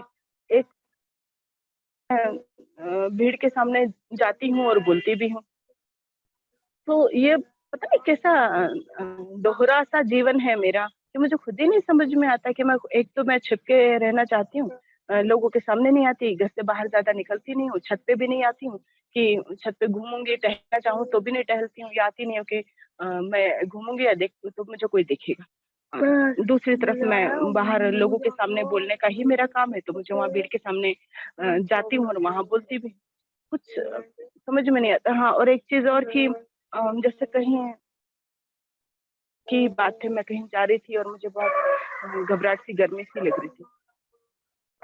तो जो मेरे पास जो भी बैठी हुई थी, उन्होंने खिड़की खोल दी उसकी गाड़ी की, तो एकदम हवा आने लगी।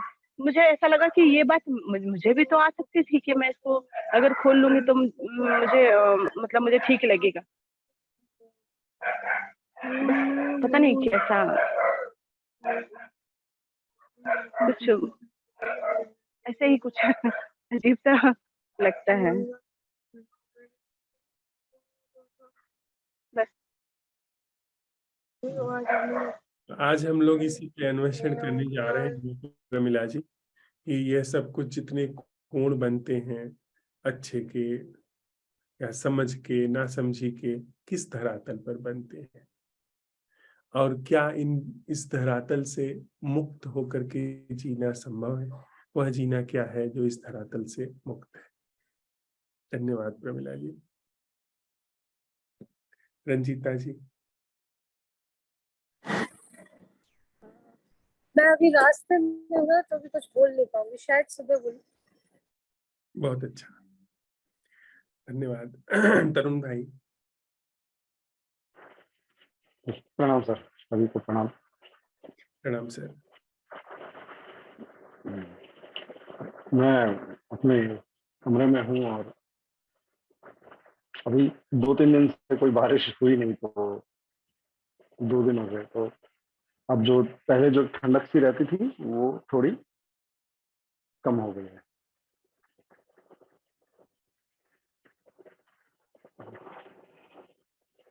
पंखे की आवाज और सामने वो पलंग पे बहुत सारे सामान वगैरह रखे हुए दिख रहे हैं, सूटकेस, बैग, कार्टन।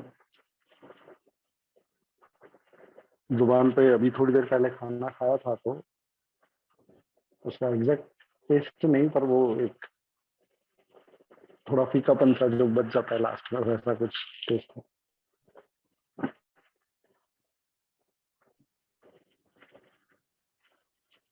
पेट में एक वो भरावट सी भी महसूस होती है सर खाना खाने के बाद में, जो खाना खाने से पहले जो ऑफिस से आते वक्त भूख लग रही होती है और तीव्र इच्छा होती है, और खाना खाने के बाद में जो भरावट होती है वो शायद एक हल्की सी ग्लानि भी होती है कि अरे थोड़ा ज्यादा खा लिया, वैसा। तो वो भरावट वैसी महसूस होती है। प्रश्न के साथ में आज जो प्रयोग किया उसमें शुरू में ऐसा दिख रहा था सर कि विचार रुक नहीं पाते कहीं पर भी, वो अनवरत चल रहे होते हैं। तो विचार के धरातल पर ये कोण निर्मित हो रहे हैं या विचार उनके वाहक हैं, वो जो सुई है वो विचारों पे जाकर के अटक गई, और एक निर्भरता दिखी सर विचारों के ऊपर मुझे मेरी, कि मैं प्रश्न नहीं भी उठा रहा हूं तो भी उनके साथ में बना हुआ हूं, और वो कितना जल्दी चेंज होते जा रहे हैं, और ठीक उन्हीं के सापेक्ष समझ लो या उनका सहारा लेकर के कोण भी जो है वो निर्मित होते जा रहे हैं, या अगर वो बदल भी रहे हैं तो वैसा। तो वो चीज पकड़ में नहीं आती। जैसे अभी आप एक बातचीत बता रहे थे कि वो मेज अगर है तो वहां पर आपका हाथ ठहर जाएगा, अन्यथा अभी मैंने थोड़े दिन पहले एक रमन साइंस सेंटर है वहां देखी थी एक चीज, एक टेबल के बीच में एक उन्होंने वो लाइट से एक ऐसा सिस्टम बना रखा था, वो साइंटिफिक गैलरी है तो उस तरह का वहां पर चीजें हैं कि आपको हवा के अंदर एक डायमंड दिखेगा, वो जो हीरा है वो आपको दिखेगा, वो है नहीं वहां पर, और आप जैसे ही अपना हाथ बढ़ाएंगे उसे ले जाने के लिए आपके हाथ में आएगा नहीं कुछ, बस वो वहां पर आकाश है।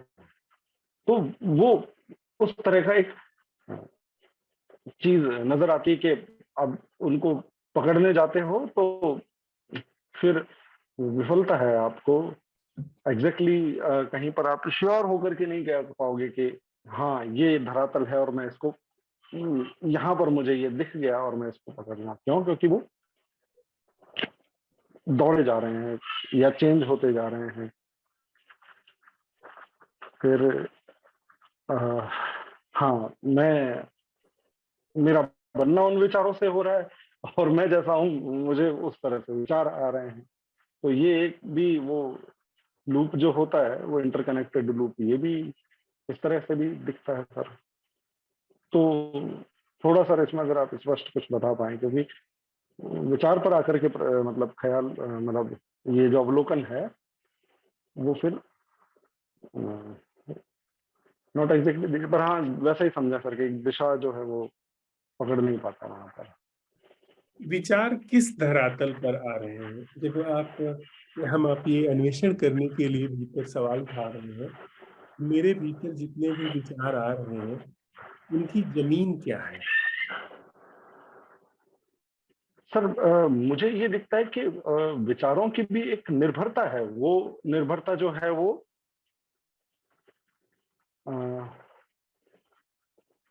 कहीं ना कहीं मतलब जो कुछ मेरे साथ पहले हो रखा है या मैंने कुछ अनुभव किया हुआ है या मैंने जिस तरीके से किसी चीज की अपेक्षा की है, तो वो एक डिपेंडेंसी सर। जैसे ये मान लें हम कि मुझे अगर विचार आ रहे हैं ना सर, तो मुझे लगता है कि अगर मुझे भाषा ज्ञान नहीं होता तो मैं वहां सोच ही नहीं पा रहा हूँ कुछ, या ऐसा कुछ हो सकता है क्या कि अगर मुझे भाषा का ज्ञान नहीं होता तो क्या ये विचार मुझे आते। ये इस तरह की चीज सोचने में आती है, क्योंकि मुझे जो विचार आ रहे हैं वो हिंदी में आ रहे हैं।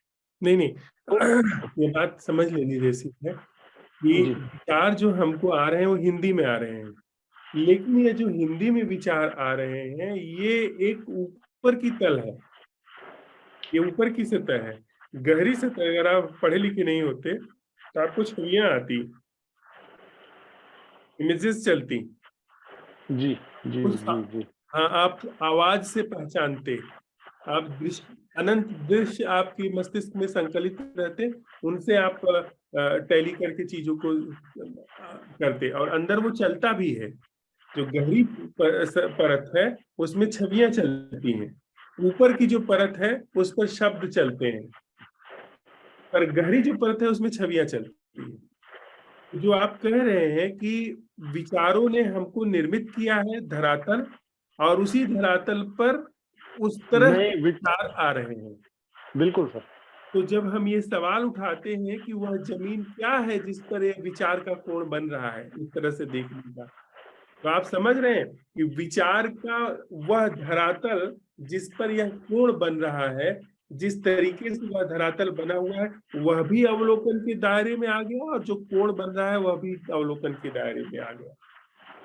मतलब वे वे संस्कार, वह जमीन, वह आकाश जिस पर विचार का यह कोण बन रहा है, इस तरह से दिख रहा है, वह धरातल भी प्रकाश में आ गया, और यह कोण तो जैसे मुझे दिख रहा है वो तो प्रकाश में आ ही गया। ये पूरी संरचना एक साथ प्रकाशित हो गई।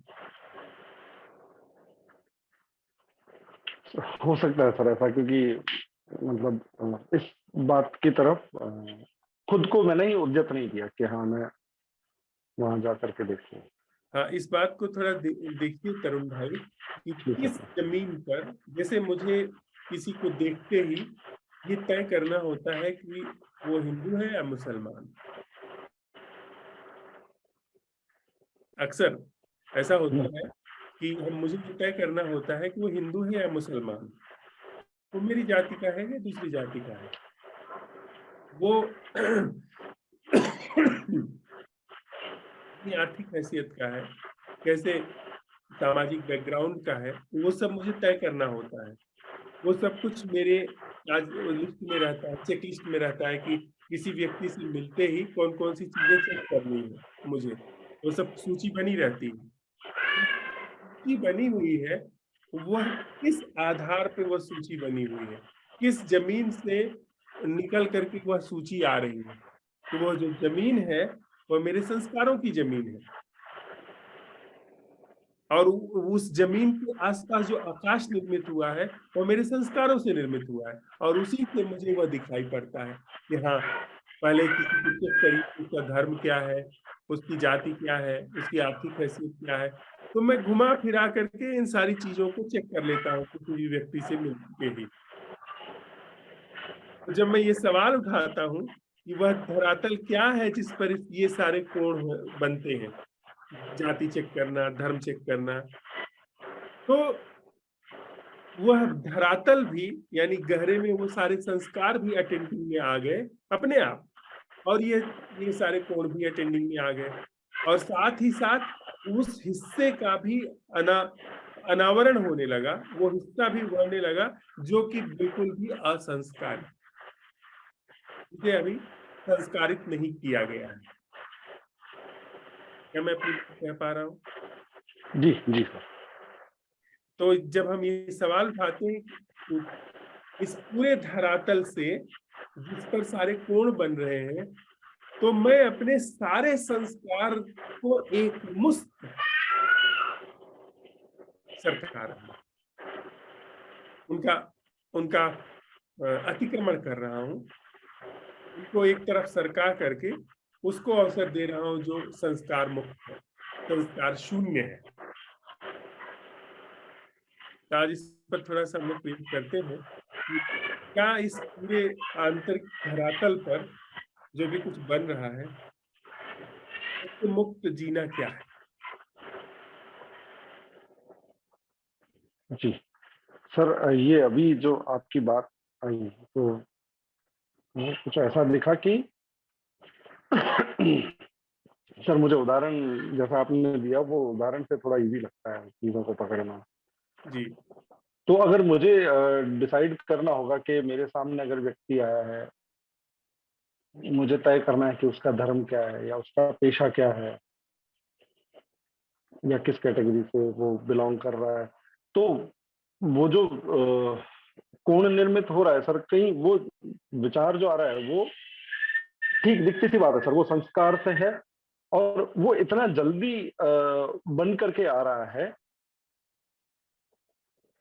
शायद वहां पर वो एक मैं चीज, शायद नहीं सर, वो तो काम कर ही रही है, ऐसा दिख ही रहा है सर कि मैं वहां पर बहुत इतनी द्रुत गति से काम कर रहा है कि अब उस पर भी नजर नहीं जा पाती।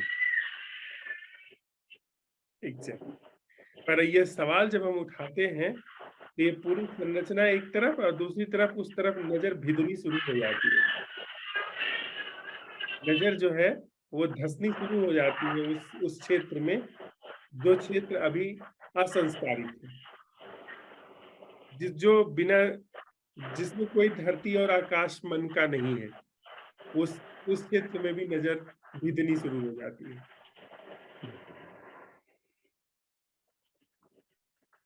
ठीक है सर, वो थोड़ा बहुत अभी क्लियर है। क्या ऐसा है क्या सर, मैं सॉरी थोड़ा बहुत हो सकता है मैं टाइम ज्यादा ले रहा हूँ, पर क्लियर करना चाह रहा हूँ यहाँ पर कि ये क्या ऐसा है सर कि अगर मैं वहां पर बीच में आ रहा हूँ तो जो मेरे अवलोकन में था कि वो कोणों का वाहक जो है वो विचार है, तो वो जो पहला विचार है वो मैं हूँ, जो कोण का वाहक विचार है और यह विचार कोण ही है।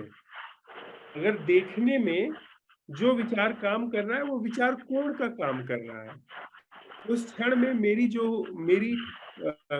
मेरा जो परिचय है, मेरा जो होना है वो विचार ही है।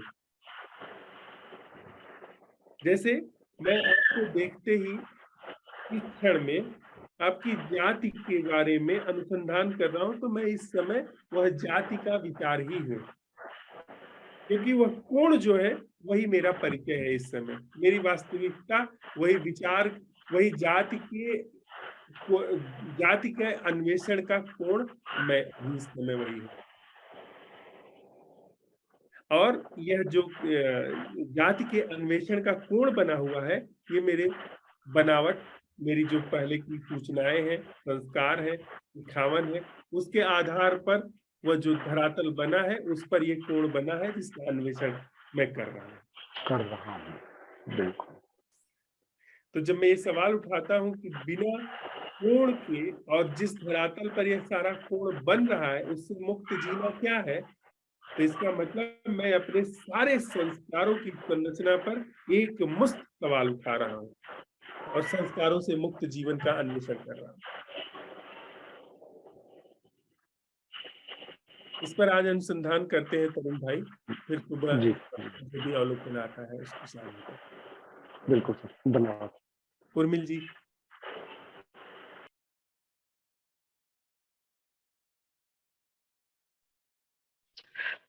नमस्ते धनराज जी। नमस्ते मैडम।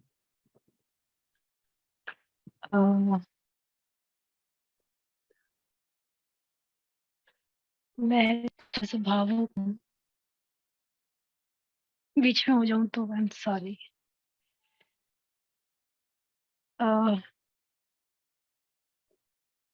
पहले तो मैं कहना चाहती हूँ कि एक सेकेंड, कि मुझे थोड़ी सी ना लैंग्वेज कम समझ में आती है आपकी, मतलब है तो हिंदी बट शायद टर्मिनोलॉजी से मतलब फेमिलियर नहीं हुई, मतलब चाह के भी मुझे वो हिट नहीं करती है, चाहे वो जैसे असंभव प्रश्न वाली है या जो आप आज का क्वेश्चन पूछ रहे थे धरातल वाली। तो मुझे ऐसा लगता है कि क्या पूछ रहे हैं मुझे समझ ही नहीं आ रहा है, ऐसा होता है मेरे साथ। बट एक चीज मुझे आपसे जो बहुत क्लियरली समझ में आई थी वो थी कि मैं जो है वो झूठ है, बनावट है, और वो फिर मैंने खुद, मतलब वो ऐसा नहीं कि सिर्फ आपने कह दिया, वो मुझे खुद से समझ में आया कि ऐसा है, जो मुझे इससे पहले नहीं समझ थी कि हाँ मैं झूठ है, मतलब ये मेरे लिए न्यू रियलाइजेशन था एक तरीके से। तो आज जब आपने क्वेश्चन पूछा तो मुझे नहीं समझ में आया कि आप धरातल मीन्स व्हाट, मतलब आप क्या जानना चाह रहे हैं, मुझे नहीं क्लियर हो रहा है ऐसे। तो फिर मैंने यूट्यूब का वीडियो शेयर भी किया था ग्रुप में, मतलब एक व्यक्ति थे, मतलब मैं उनसे कभी मिली नहीं हूँ, मैंने यूट्यूब पे ही उनका वीडियो देखा था, पर मेरे लिए वो मतलब वो द बेस्ट मुझे आज तक के लगता है कि मेरे को जब भी कोई कंफ्यूजन होता है कुछ भी होता है तो मैं वही वीडियो उनके ही सुनती हूँ। तो मैंने वो दोबारा सुना आज और नए एंगल से सुना, क्योंकि न्यू एडेड इंफॉर्मेशन थी कि मैं झूठ है। तो मुझे लगता है मुझे ऐसा लगा जैसे मेरे को फर्स्ट टाइम समझ में आया है कि वो भी क्या कह रहे हैं, और फिर समझ में आया वो जो कह रहे हैं और आप जो कह रहे हो वो डिट्टो सेम चीज है। तब मुझे समझ में आया कि अच्छा आप क्या पूछ रहे थे और क्या असंभव प्रश्न है। मतलब फिर मुझे आपकी भी चीजें क्लियर हुई कि अच्छा, पर थोड़ा लैंग्वेज का इशू आता है मेरे साथ। तो मुझे उनकी मतलब वे ऑफ टॉकिंग या वर्ड्स जो हम यूज करते हैं, क्योंकि मैंने बहुत लोगों को सुना है और वो सब सिमिलर से वर्ड इंग्लिश के मोस्टली हैं, वो सेल्फ अवेयरनेस, कॉन्शियसनेस या जो भी है इस तरीके से। मुझे वो थोड़ा इजी लगता है उस टर्म में बात करना। खैर, मुझे जो समझ में आया वो मैं शेयर करना चाहती हूँ। मतलब बताना मुझे कि अभी भी सही समझ में आया या गड़बड़ है अभी भी। आप मुझे सुन पा रहे हैं? जी, अच्छी तरह। ओके, ठीक। तो हाँ, जो एक चीज जो बहुत हेल्पफुल लगी कि मैं झूठ है, तो उससे एक चीज हुई मेरे साथ आपके इसमें कि मैंने ना थोड़ी हिम्मत दिखाई है इस सेशन में, वनरेबल होके कि मैं जैसी हूँ, मैंने खुद को बचाने की कोशिश नहीं की है। मैंने एक्सपोज किया खुद को कि हाँ भाई, मैं साक्षी भाव पे जी रही हूँ या शांति है लेकिन स्टिल कुछ मिसिंग है, कमी है। मुझे लगता है थोड़ा सा मैंने वहाँ अपने आप को एक तरीके से एक्सपोज किया। अदरवाइज मैं लोगों से ज्यादा डिस्कशन या डिबेट में या ज्यादा बोलना मैं एक्चुअली पसंद नहीं करती, मैं बहुत शांत रहती हूँ। तो यहाँ पे मुझे लगता है मैंने काफी बोला है, क्योंकि मुझे लगा कि अब जब मैं झूठी है तो फिर क्या बचाना है, मतलब क्या इज्जत बेइज्जती और क्या मैं सही साबित करूं अपने आप को या क्या, मतलब मैंने फिर खोल दिया अपने आप को कि जब झूठी है तो फिर बचाना भी क्या है, मतलब बचाने को है ही क्या, इस तरीके से। तो वो भी मुझे लगता है थोड़ा बहुत शायद हेल्प किया है मुझे। खैर, काफी बकबक के बाद पॉइंट पे आते हैं कि जैसे एक तो ये कि अवेयरनेस और सेल्फ अवेयरनेस। तो अवेयरनेस है, हमेशा है, मतलब पहले अवेयरनेस आती है, थोड़ा बोलने में वैसा हो सकता है बट, और फिर सेल्फ अवेयरनेस आती है। जैसे सुबह उठते हैं तो पहले अवेयर होते हैं और वो सेंस ऑफ सेल्फ जो है वो बाद में आता है। अब ये तो क्योंकि एक्सपीरियंस है खुद का कई बार, तो इसलिए इससे रिलेट कर सकती हूँ मैं। या जैसे बच्चा होता है छोटा, तो उसमें सेपरेटनेस नहीं होती, या वो ऐसे नहीं सोचता कि ये इंसान अलग या मैं अलग, या वो सेंस ऑफ ऑथरशिप या डूअरशिप नहीं होता बच्चे में। वो विद टाइम आता है, बाहर से ना स्प्लिट आता है, कंडीशनिंग आती है, तब आता है। तो अब हम क्या कर रहे हैं कि हम सोच रहे थे कि हम सेल्फ अवेयरनेस पे तो हम हैं, ऐसा मान रही हूँ मैं कि, और हम अवेयरनेस पे जाना है, तो हम एक फ्यूचर गोल बना रहे थे। बट वो नहीं है एक्चुअली, अवेयरनेस पहले, सेल्फ अवेयरनेस बाद में। तो हमें बैक आना है, हमें कोई फ्यूचर का गोल नहीं है। कुछ अनवांटेड है हमारे पास सेल्फ नाम का, या यूं कहे एक नॉन एग्जिस्टेंट चीज है सेल्फ नाम की, जो कि हम मान रहे हैं कि है और उससे हम आइडेंटिफाई कर रहे हैं अभी। उसको हम एक्सपोज कर रहे हैं, उसको समझ रहे हैं कि वो नहीं है, वो एक क्लाउड की तरह जो दिखता है कि है, बट आप उसको पकड़ने जाओगे तो वो कहीं नहीं है, ऐसे। तो इसलिए हम शायद ये टर्म यूज करते हैं, coming back home. But actually देखा जाए तो कमिंग बैक होम भी नहीं है इसमें, क्योंकि वो चीज तो हमेशा ही थी। तो ये जस्ट एक वे ऑफ सेइंग है, क्योंकि अवेयरनेस तो हमेशा ही है। तो बस एक आंख में तिनका था, आपने वो निकाल दिया। तो अवेयरनेस तो सदा ही थी, सदा ही है। तो एक क्लैरिटी होती है उससे। और वो चीज भी फिर मुझे आपकी समझ में आई जब आप जो पहले नहीं समझ में आ रही थी, कि आप कहते हैं ना कि एक एक कंडीशनिंग नहीं निकालना है पूरा, उसको एक से आप एक्सपोज कर सकते हो। तो फिर वो ऐसे समझ में आया कि हाँ, अभी तक जो थोड़ी बहुत शांति का एहसास होता था, वो इसीलिए था कि बहुत सारी कंडीशनिंग जीवन में समझ से मुक्त हो गई है। कि मुझसे कोई पूछे कि तुम कौन हो, तो मैं इतना ही बोलूंगी, I am a living human being. कि जेंडर, नेशनल या रिलीजन, मतलब इन सबको तो सॉल्व कर लिया है एक तरीके से, इससे आइडेंटिफाई नहीं कर पाती हूँ मैं। बट स्टिल मैं जो आप पूछ रहे हो धरातल, आई गेस वो मैं नाम का धरातल है, और उसमें ये सारी कंडीशनिंग है, या ये कहो कि sum total of all conditioning is मैं, मतलब एक ही चीज है। तो अलग अलग देखने की जरूरत नहीं है। मतलब ऐसा नहीं कि हम खराब पत्तियां निकाल रहे हैं उसमें से। मैं ही झूठ है तो उसके अंदर जो भी है कंडीशनिंग जिससे वो बना वो सब झूठ ही है। तो पूरा ही उखाड़ सकते हैं हम एक बार में। ऐसा नहीं कि हमें यार एक एक करके निकालने की जरूरत है। और इसलिए फिर वो जो आप लाइन बोल रहे थे ना, और मैं ही को निकाल देंगे तो फिर जैसे आप बोलते हो कि मैं मृत्यु सिखा रहा हूँ, तो हम तो मैं को ही जानते हैं ना कि अभी मैं कौन हूँ, मतलब मैं ही हूँ। तो फिर मैं का मरना तो एक तरीके से मृत्यु हो जाता है ना, एक सेंस में। वैसे तो फिर ये भी है कि मौत है ही नहीं, अवेयरनेस तो हमेशा ही है। या जैसे आज वो डिबेट के चैट में हो रहा था ना, वो अ, क्या था वो, सर कलम पता नहीं क्या था, एक कुछ था ऐसा, हेड इन टाइगर्स माउथ बोलती हूँ मैं उसको। तो जैसे मुझे एक स्टोरी याद है कि कोई बंदा किसी गुरु के पास जाता है तो वो उसको पहले वार्निंग देते थे कि सोच लो आना है तुमको, मतलब it's like your head is in tigers mouth, एक बार आ गए तो फिर सोच लो वापस नहीं जा पाओगे, मतलब फिर मरना ही पड़ेगा। वैसा तो वैसा ही है ये, मतलब एक्चुअली मरना ही पड़ेगा, पर मरने जैसा कुछ है भी नहीं, फिर वो मरने का डर भी नहीं है अब एक्चुअली, क्योंकि ऑलरेडी छोटी है वो। लगता है कि हाँ मरेगा कुछ। हम्म, हाँ मुझे एक क्वेश्चन पूछना था आपसे कि जैसे मैं हम बोलते हैं बीइंग नोइंग एंड डूइंग, तो जो साक्षी है यानी कि सेल्फ अवेयरनेस है, आई थिंक वो नोइंग का ही पार्ट है ना, वो बीइंग के पार्ट पे नहीं आता। बीइंग तो फिर अवेयरनेस आ जाती है, राइट? हम्म। हाँ तो मैं नोइंग को ही समझ रही थी कि बीइंग है वो, और मैं वहाँ गड़बड़, वो मेरे साथ गड़बड़ क्या थी मुझे वो भी आज समझ में आया कि दिक्कत क्या हो रही है। मुझे दिक्कत नहीं समझ में आ रही थी कि क्या है, ठीक है शांति आ गई सब कुछ, लेकिन वो जीवन में होता है ना एक लिविंगनेस, एक खिलाव, जैसे चांद तारे सब कुछ, तो ये ना जैसे कहता उत्साह मन रहा है हर जगह, लेकिन मैं थॉट्स में चर्न चर्न चर्न चर्न, मुझे लग रहा है जैसे मैं ही मेहनत करके सब कुछ सॉल्व कर दूंगी जैसे, है ना। तो और इसलिए मैं किसी से अपनी ही धुन में 24 घंटे लगी हुई हूँ। तो वो भी मुझे समझ में आया कि अच्छा गड़बड़ कहाँ है। तो ठीक है, इंटेलेक्चुअली थोड़ा मुझे लगता है समझ में आया। आप बताइए कि ये ठीक है या कुछ ऐड है या गड़बड़ है, क्या है?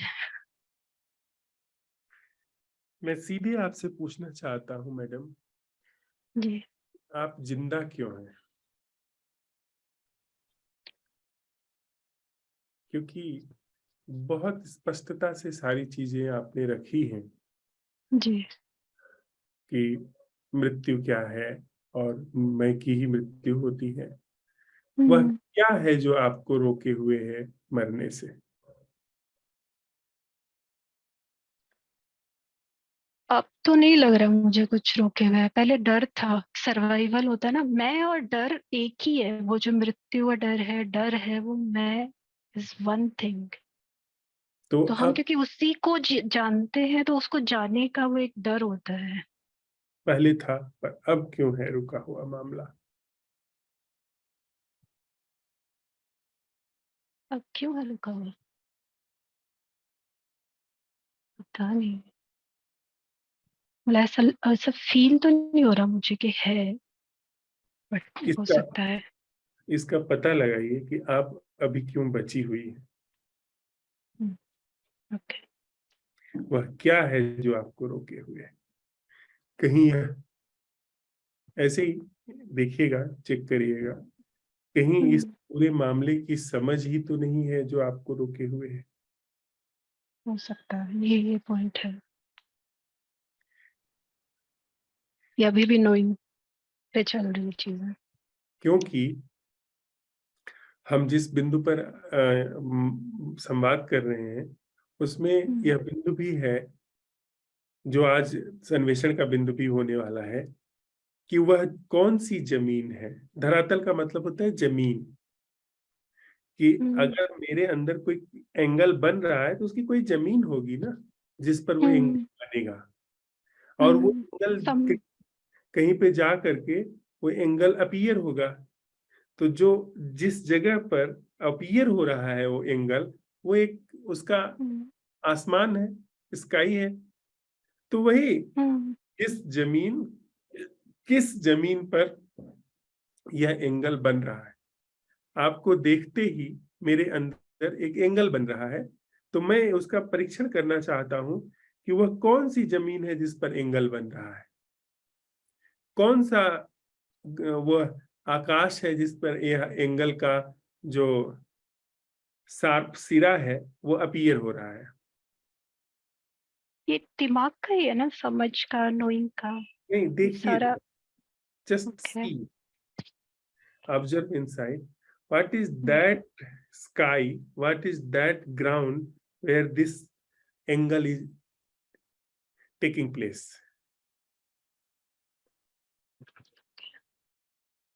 ठीक है। और अगर यह जो यह जो आकाश है, यह जो जमीन है जिस पर सारे एंगल बन रहे हैं, जब तक यह एंगल है किसी भी रूप में, हम्म, चाहे वह इन सारी चीजों की मालूमात के संदर्भ में भी एंगल हो, तो आप आ, आ, आपकी आपके मिटने में वही बाधा बन जाता है। हाँ, नॉलेज क्योंकि जरा इसको ठीक से हम लोग समझ लें, क्योंकि इस बात से फर्क नहीं पड़ता है कि किस चीज को लेकर के भीतर आसमान बना हुआ है। हमारी एक कहानी आई थी ना, जिसमें एक चादर को लेकर के आसमान बचा रह गया। बर्तिहर के संबंध में कहानी आती है कि एक हिरन से उनको प्रेम हो गया, उसको लेकर के ही उनका पूरा वो राजपाट त्याग दिया, हाथी घोड़े त्याग दिए, पर एक छोटे से हिरन के बच्चे को लेकर के उनको प्रेम हो गया। उसी से ही उनका पूरा का पूरा मैं बच गया, उनको फिर दोबारा जन्म लेना पड़ा। तो यह बात महत्वहीन है कि भीतर कौन सा एंगल बना हुआ है। एंगल है, कोई ज्ञान है, कोई सूचना है, इतने में ही धरती भी रहेगी और आकाश भी रहेगा। क्योंकि किसी भी सूचना को रखने के लिए जमीन चाहिए, किसी भी सूचना को देखने के लिए आसमान चाहिए। तो यही सूचना जो हमारे पास संकलित है, यही सूचना हमारे मैं के बचने का पर्याप्त आधार हो जाएगी। सही कह रहे हो। तो क्या आप जितना भी जानती हैं इस सब से, और इसके जिस जमीन पे ये सारी जानकारी है और जिस आकाश में ये सारी जानकारी घट रही है, उससे मुक्त हो सकते हैं? वह जीना क्या है जो इस पूरे धरातल और पूरी जमीन, पूरे आसमान जिस पर ज्ञान संचित है, जिस पर आप ऐड ऑन कर रहे हैं, पुराना छांट के अलग कर रहे हैं, उससे मुक्त। आज इस पर पता लगाइए। उमेश, नमस्कार। नमस्ते सर। यहाँ मौसम में ठंडापन है, लेकिन ठंडापन के साथ में भी फिर भी थोड़ा सा गर्मी तो है ही। पंखा भी चल रहा है, बाहर पटाखों की आवाजें हैं और ट्रैफिक की आवाजें हैं, कुछ जुगनू की आवाजें भी बराबर साथ में आ रही हैं। रोशनी है चारों तरफ, अभी होना चालू हो गई है दिवाली की, वो भी दिखाई दे रही है। मेरे शरीर में भी हल्का सा गर्मी जैसा महसूस कर रहा हूँ, सूखापन, गले में थोड़ी सी खराश है। और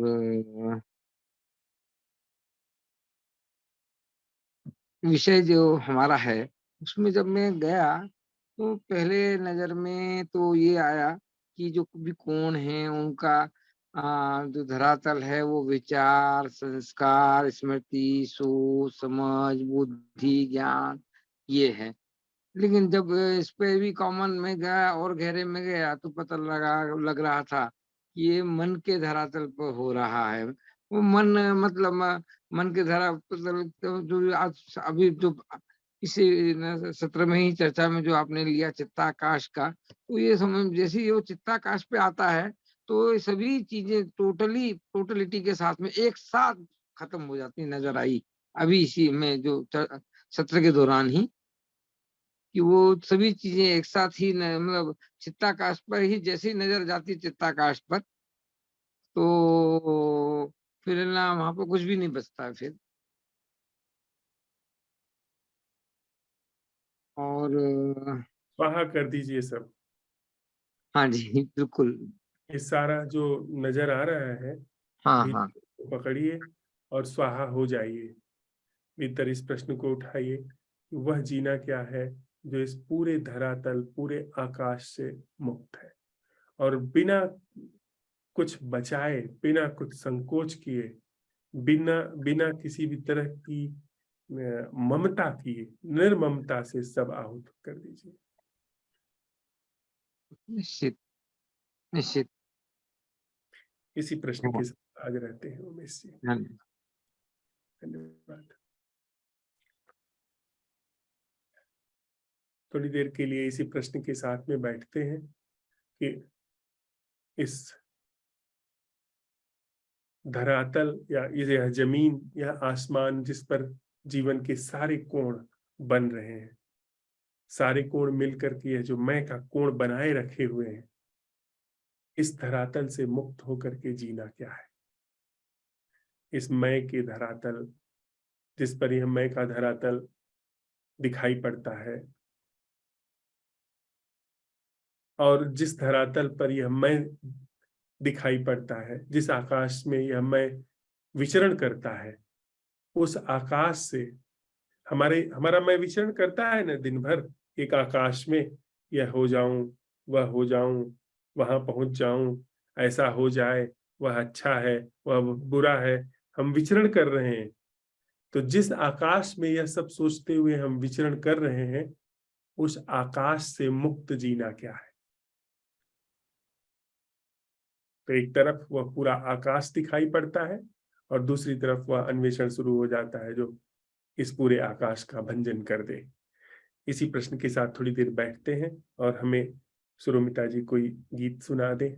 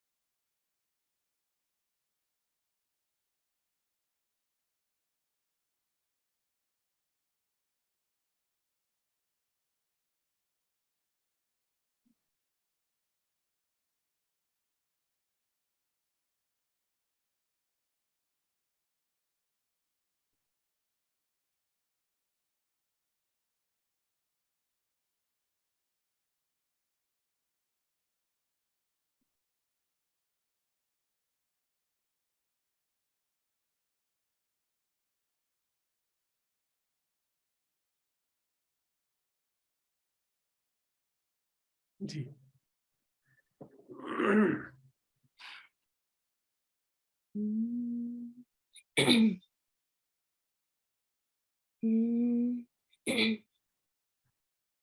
ये तो प्रेम की बात है उधो, बंदगी तेरी बस की नहीं है। ये तो प्रेम की बात है उधो, बंदगी तेरी बस की नहीं है, सर दे कर होते हैं सौदे। आशिकी इतनी सस्ती नहीं है, ये तो प्रेम की बात है ऊधो। बंदगी तेरी बस की नहीं है,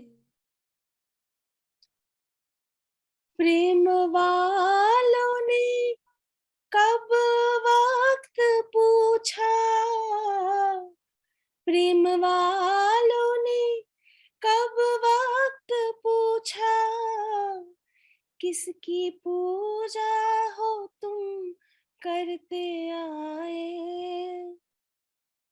यहाँ पल पल होती है पूजा, सिर झुकाने की फुर्सत नहीं है, ये तो प्रेम की बात है ऊधो। बंदगी तेरी बस की नहीं है,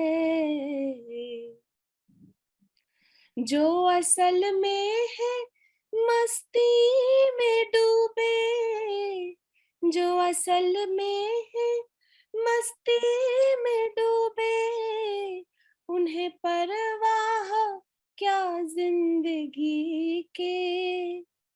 जो उतरती है चढ़ती है मस्ती, वो हकीकत में मस्ती नहीं है। जो चढ़ती है उतरती है मस्ती, वो हकीकत में मस्ती नहीं है। जिनके नजरों में है शाम प्यारे, जिनके नजरों में है शाम प्यारे, वह तो रहते हैं जग में निराले। जिनकी नजरों में मोहन समाए, वो नजर तो भटकते नहीं है, ये तो प्रेम की बात है ऊधो। बंदगी तेरी बस की नहीं है, सिर दे कर होते हैं सौदे। आशिकी इतनी सस्ती नहीं है, ये तो प्रेम की बात है ऊधो। बंदगी तेरी बस की नहीं है।